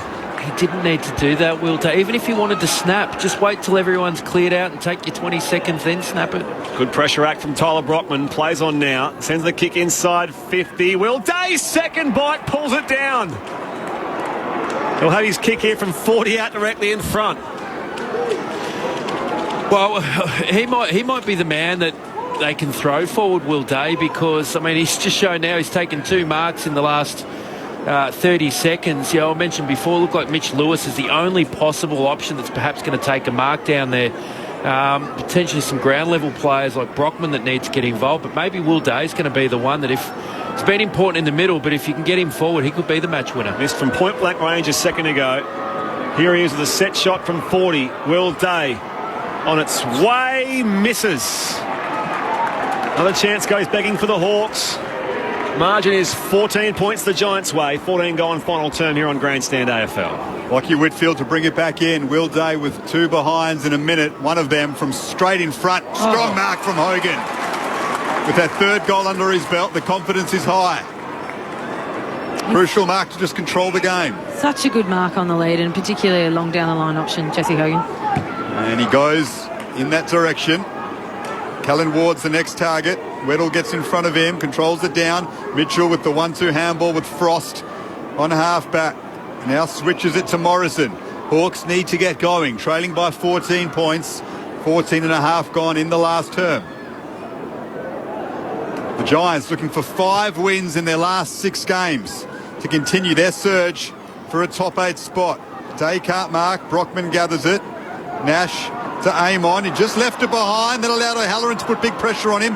Well done by Amon to gather it again. McDonald and now Warple. Warple looks at the options by hand. Oh, his teammates weren't watching. Frost collides with Whitfield. Lays the tackle. Warple runs by again on the loose ball. He's dispossessed now. Tom Green gets a free kick now, takes advantage, goes high inside 50 here for the Giants. Riccardi's out the back, gets separation on Thomas Mitchell, soccers off the deck from the top of the goal square and pops it through for his 3rd. Every goal so important for the Giants. They're out by 20. And the Hawks can feel this game slipping away. 11-13, 79 to 8-11, 59 the Giants lead. 16 going final term here on Grandstand AFL. Jason Saddington and Alicia Eva. Sometimes the danger of going forward with a wave of handballs and linking up 5-6 players in that chain is they all get forward of the ball, and if they turn it over, there's not much in behind them defensively, and that's exactly what happened. The Giants turned it over in the centre square. There wasn't much defensive reinforcement back inside defensive 50 when the Giants went forward, and Jake Riccardi finishes off nicely there with a little toe poke off the deck. It wasn't really a toe poke, was it? It was a clean soccer. The player that laid the big tackle in the middle that got the Giants to win the ball back and go forward was Josh Kelly. So whilst he hasn't got a lot of possessions, big impact to perhaps get the goal that might just be enough. Cornelio couldn't clear the middle of the ground. The Hawksmen are back. Nash, the 1-2 handball with Reeves. Over the top for Connor McDonald. Gathers it cleanly. Now Carl Amon. Ward. They have it at centre half forward, the Hawks. Finn McGuinness, who's done the job on Josh Kelly. Kicking for the leader, Fergus Green. Off his hands. And picked up by Callahan, but there's an umpire's whistle for a push in the back on Fergus Green. Again, against Connor Iden. And Green will kick from 45. Slight angle. And Hawthorn need this badly if there are any chance of winning this football match. It was a strong lead. They're hard to defend. You know, if you're coming flat out, your Connor Iden was as close as he could be. Flat stick right behind him, trying to at least get some sort of spoil in there. And if you're too far away off a hot lead, you're going to end up pushing it back or chopping the arms. Leading goal kicker at the Box Hill Hawks in the last 2 years, Fergus Green. That earned him a spot on their AFL list. And he's got 2 goals in this game. And he's given the Hawks a chance again of an upset. He's pegged the margin back to 14 points. The Giants 11-13, 79. Hawthorn 9-11, 65. And still plenty of time for this 14-point margin to be reeled in. Yeah, there is enough time. You know, when they're able to go quick, they're looking dangerous. They just need to make sure that they can hit some targets inside 50 or at least bring it to ground. Their smalls need to get around those drop a ball inside 50 and look dangerous like they did in the first quarter. It's probably dropped off a little bit through the second, third, but if they are a chance, they've got to get it in there. They've got to create some contests, and they do have to get those numbers to the drop of the ball. This game very much still alive. The Giants by 14 points. 18 gone final term. Restart back in the middle. Briggs against Reeves. Josh Ward, clean pair of hands away here. Nash it is who follows up for the Hawks. Tries to tow it forward. Newcomb, hand pass. McDonald now breaks clear. 50 out. Eyes the big six on the run. Connor McDonald, what about that? Quick clearance, quick goal. And the Hawks are very much alive here at Giants Stadium. Margin back to 8 points. And off a clearance, a centre bounce. The Hawks have been fantastic at clearance today and centre bounce. You know, clearance numbers plus 12, but you know, to win that centre bounce, quickly get it forward again. You know, it's huge. It's what they've got to do, and they just won't go away. Hawthorn, you know, they've done it all day. They've been behind, but they just keep kicking goals to hang in there, give themselves a chance. Giants had most of the momentum, haven't taken it. Hawthorn plucky and are sticking around. Just the composure as well, to not immediately throw that ball in his boot, but just to drive his legs. He had plenty of space there to give himself plenty of time to kick that. 19 minutes gone in the last term. The Giants' lead is only 8 points after back-to-back Hawthorn goals. Briggs down to Toby Green. The captain's gone into the middle to get something going for the Giants, but the Hawks win it again through Warple. The kick into attack. Underneath it is Himmelberg, punched away from him by Will Day. Buckley gathers at centre half-back. Green's around the football and he handballs it to Buckley. He spots up Riccardi on a long lead and he says to his teammates, just calm down please. We're under pressure here. Let's just settle ourselves. Riccardi on the wing. Kicks to half forward. Briggs is underneath it and marking. Far too tall for Weddle in that contest. 65 out from the Giants' goal. They need a settler badly. Oh, Briggs thinks about kicking, then hesitates. Now unleashes deep into attack. His opposing ruckman Reeves is down there. He palms it down to Amon. He's well tackled by Toby Bedford. Ball up inside 50 for the Giants. They lead by just 8 points, 20 minutes gone in the last quarter. Oh, we've now hit time on. Briggs goes up, wins it down only as far as Newcomb. Hand pass out in the water was taken high by Toby Green, and the umpire says free kick Hawthorn. Fair enough. Newcomb 16 contested possessions, Nash 10, Day 12, Warple 11. Well, hand pass comes wide here. Seamus Smith's under pressure now. Got the handball away. McDonald goes through a Clelio tackle, and now the umpire will ball up at right half forward for the Giants, who lead by 8 points. Momentum though with the Hawks. Umpire wastes no time. Tapped down by Reeves. Warple tries to break the tackle of Toby Green and can't do so, holding the ball.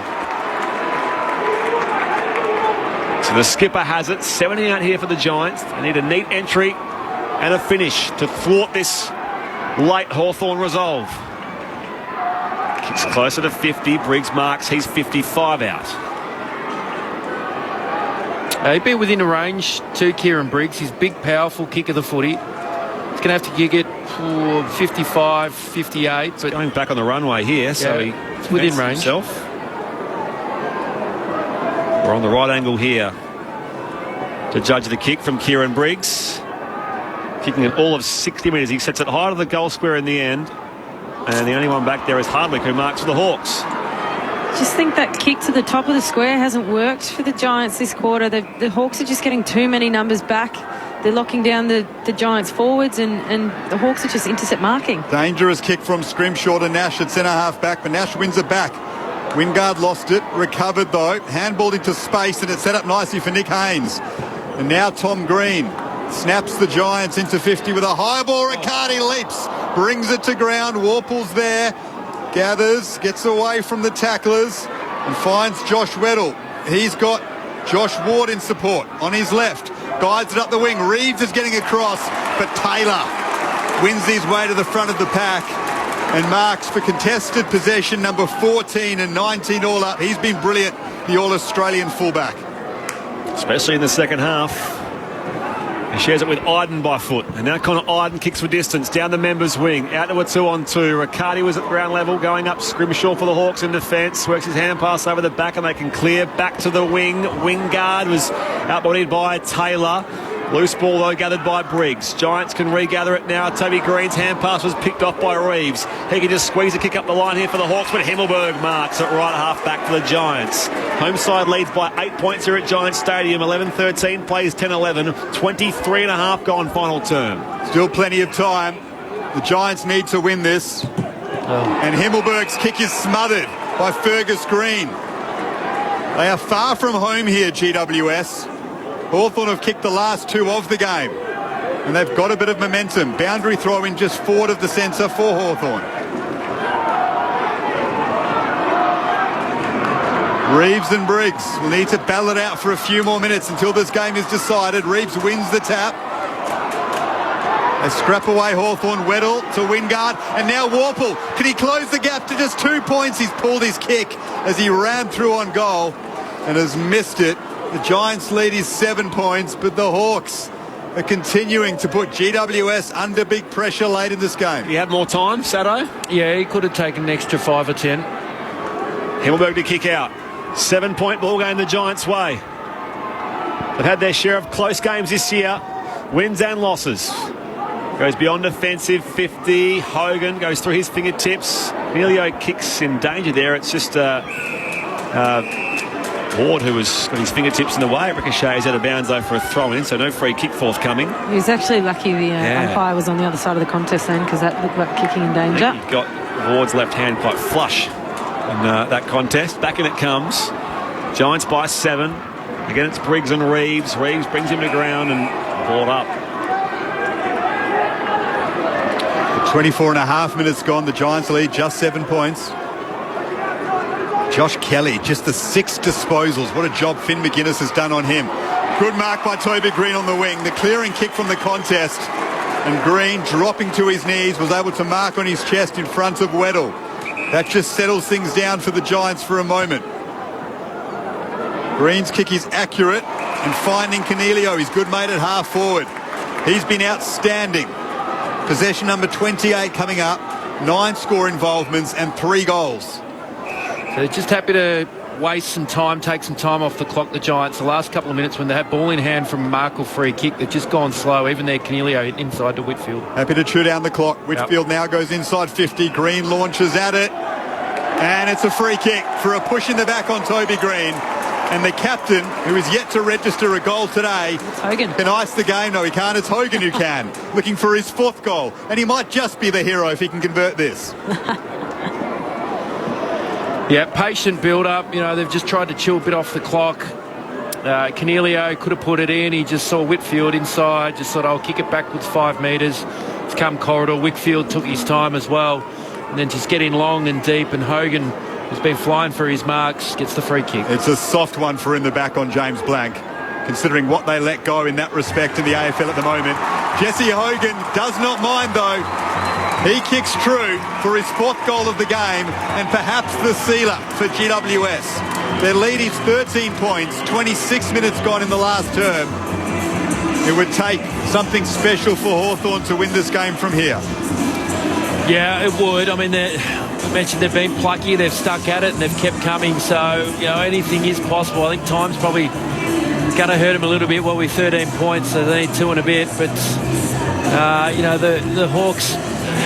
Centre clearance is probably their only chance. They'll need a quick one. And you're right, Garby, there wasn't much in that free kick either. Oh, that is very lucky at this stage of the game. But, that's what pressure does. You get it in deep, forwards. Hogan's been really good at running and jumping this second half. That adds up and you start to maybe grab and pull a little bit. There wasn't much in that one, though, but maybe enough for the umpire to say free kick. Couple minutes left. Hawthorn needs 3 goals from here. 85-72.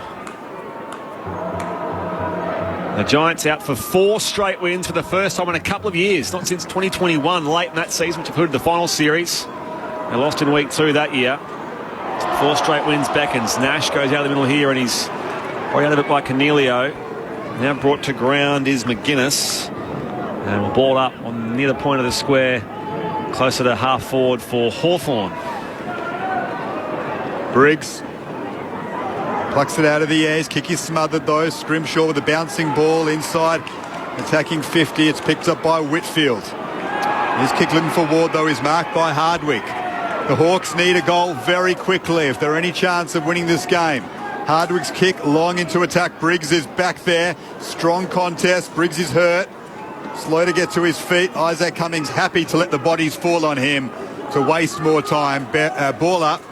Inside 50 for the Hawks, but time ticking down. The Giants' lead is 13 points. Up it goes. 1 down by Reeves, and now collected again inside 50 for the Hawks. It's McGuinness who's wrapped up in these dying seconds. Giants by 13. Connor Iden picks up. On a rebound the ball through Daniel Lloyd. He's brought to ground by McDonald and also Warple. Will ball up at half back here for GWS. Giants happy just to chew down more time in pursuit of another win as they have their sights set on September. Haynes, it's the clearing kick, but Blank wins it away from Hogan. A kick into attack from James Blank. Taylor's back there. It's a free kick though anyway, going back to Connor Iden. So that will do it. The Giants will win another one. 13 points is their lead. Not enough time remaining. In the Adam Kingsley era, the early stages of it, continues to gather momentum. Up the outer side they go. A water contest on the wing, and it's marked by Haynes. And they haven't had it their own way. It hasn't been the prettiest of wins. They've had to battle their way through it. Hawthorn have kept at them. But, win's a win. The kick to half forward. Off hands. Siren imminent. Callan Ward tackled by Nash. It sits up for Cornelio. He's been a superstar. The Giants have won. The Hawks threw everything at him. But it's 5 wins in 6 for GWS. Their surge to September continues. Well, there's a big, big sound from the west of the town. It's the sound of the mighty Giants. Feel the ground is shaking. The other teams are quaking in their boots before the Giants. We take the longest strides and the highest leap. We're stronger than the rest. We're the greater Western Sydney Giants. We're the biggest and the best. And we will never surrender. We'll fight until the end. We're greater than the rest.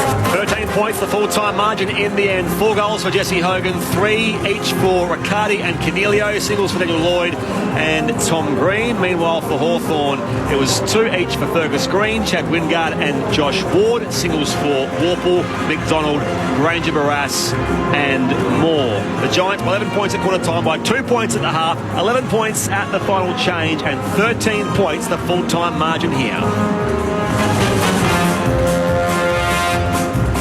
There's a big, big sound from the west of the town. It's the sound of the mighty Giants. Feel the ground is shaking. The other teams are quaking in their boots before the Giants. Take the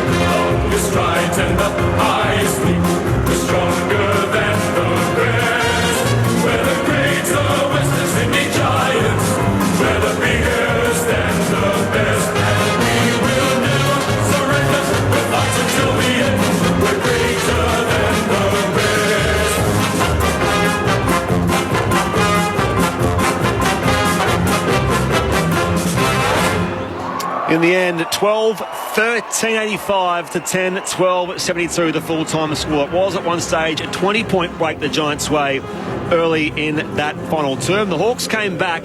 The Giants kicked away largely through Jesse Hogan, as I mentioned, his 4 goals. A best effort for them as they register 4 straight wins and 5 wins in the past 6 weeks, and they keep touch with the top 8. They're 8 wins and 8 losses now on season 2023. Our experts are Jason Saddington and Alicia Eber. Well, Sado, you mentioned it. The Giants get the win, but they certainly didn't have it all their way, and at times they looked a little bit frustrated with how the game was going, and that's credit to Hawthorn. I think they clearly won clearances. They were on top there. It was almost equal inside 50s by the end of the game. So Hawthorn certainly won their fair share of the footy. I really loved how they moved the ball end to end with some of those running handball chains, and they looked really dangerous and hard to defend when they did that. But a fundamental breakdown, or they missed a handball on turnover. I didn't think they were sharp enough defensively, Hawthorn, and the Giants were able to hurt them going back the other way. But certainly some good signs for a young Hawthorn side. They were never put away at any stage up until the last minute. So credit to the way they played the game. With the Giants, lost Keith early. I don't think it had, they probably had to shuffle the magnets a little bit. Nick Haynes played on the wing. Josh Kelly was well held. I'm sure Garby will tell us the numbers at the end. But for him to be locked away, for others around him to step up and have a big impact on the game, Steve Cornelio in particular, would be really pleasing for Giants supporters to see. Kieran Briggs, another really strong game. Jesse Hogan, he was fighting hard all day at full forward, often jumping up against 2, 3, 4 defenders, and good to see him hit the scoreboard and get some reward for effort. Yeah, I mean, another win for the Giants. I mean, that's what probably the story is at the end of the day here. They continue on that run now that they're looking at finals. They might not be talking finals, but everyone else is talking. Giants are in this final run now, and a team ready to challenge. And they had to get the winner here at home against a Hawthorn team who across the year we haven't known we were going to get good Hawthorn, bad Hawthorn. Well, we got a good Hawthorn today, and the Giants just did enough to keep their noses in front all day. They couldn't quite kick clear.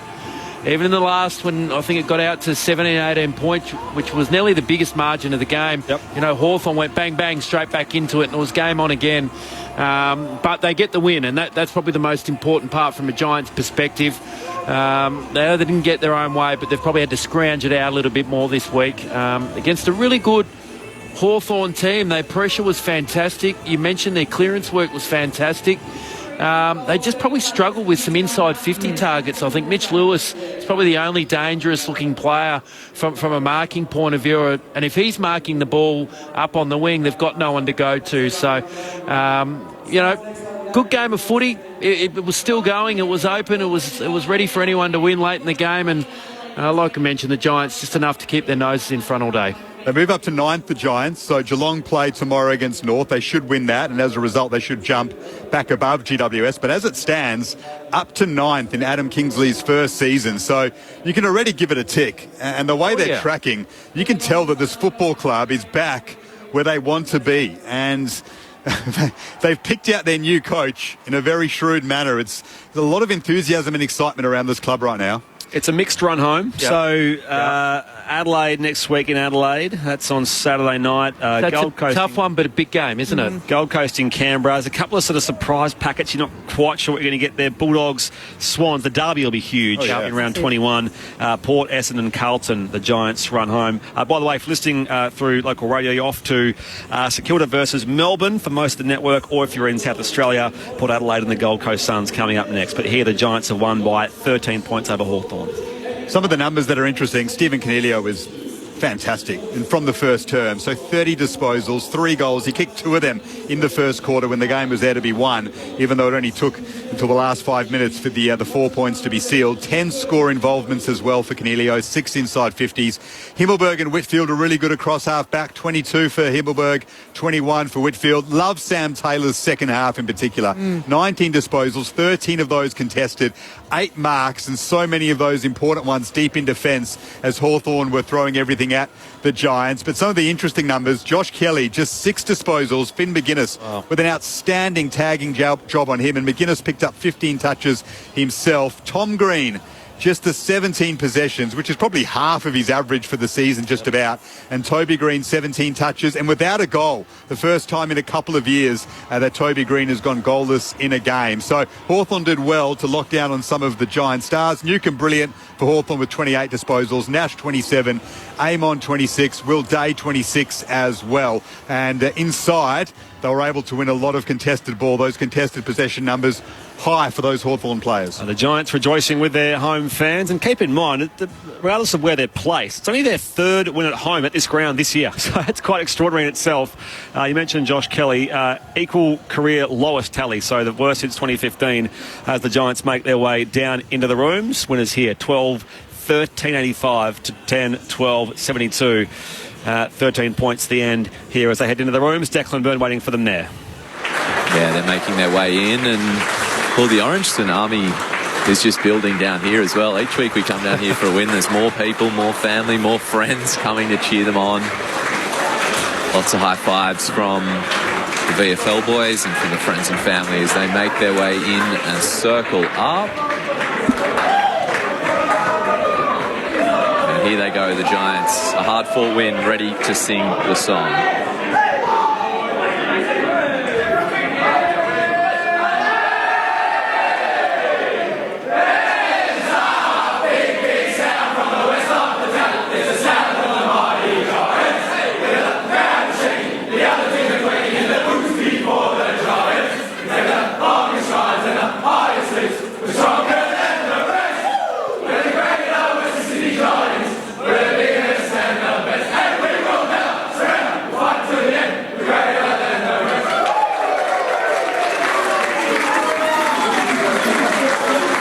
Stuff. Declan, back to you for the interview very shortly. We'll have some of the audience leaving us in a few moments' time, heading off to either St Kilda versus Melbourne at Docklands or Port and the Gold Coast at Adelaide Oval. Off the SMS, a couple of your texts before we finish off. 0437 774 774. Hi team, enjoying the call. Is it so hard to pick winners when you don't know what you'll get each week? Go Jessie, Fran from Melbourne. Big Jessie Hogan fan is Fran from Melbourne. She always manages to mention that every week. And yeah, as Sato mentioned, Hawthorn have been up and down, and you never quite know if they can produce some good things, but and we're mostly okay here today. We'll be farewelling our audience, or most of you, throughout this interview, but we'll come back and we'll keep it all going as we head back into the Giants' rooms with Declan Byrne. We've got Stephen Canelio here with us. Stephen, not everything went right today, but you still got the win. That was a hard-fought one. Yeah, look, we definitely didn't play our best tonight, but you know what, at the start of the year and probably to the back end of last year, we would have given anything for 4 points. So tonight I think we knew they were going to come. They did. They fought right to the end. Full credit to them, and just happy we came away with the points.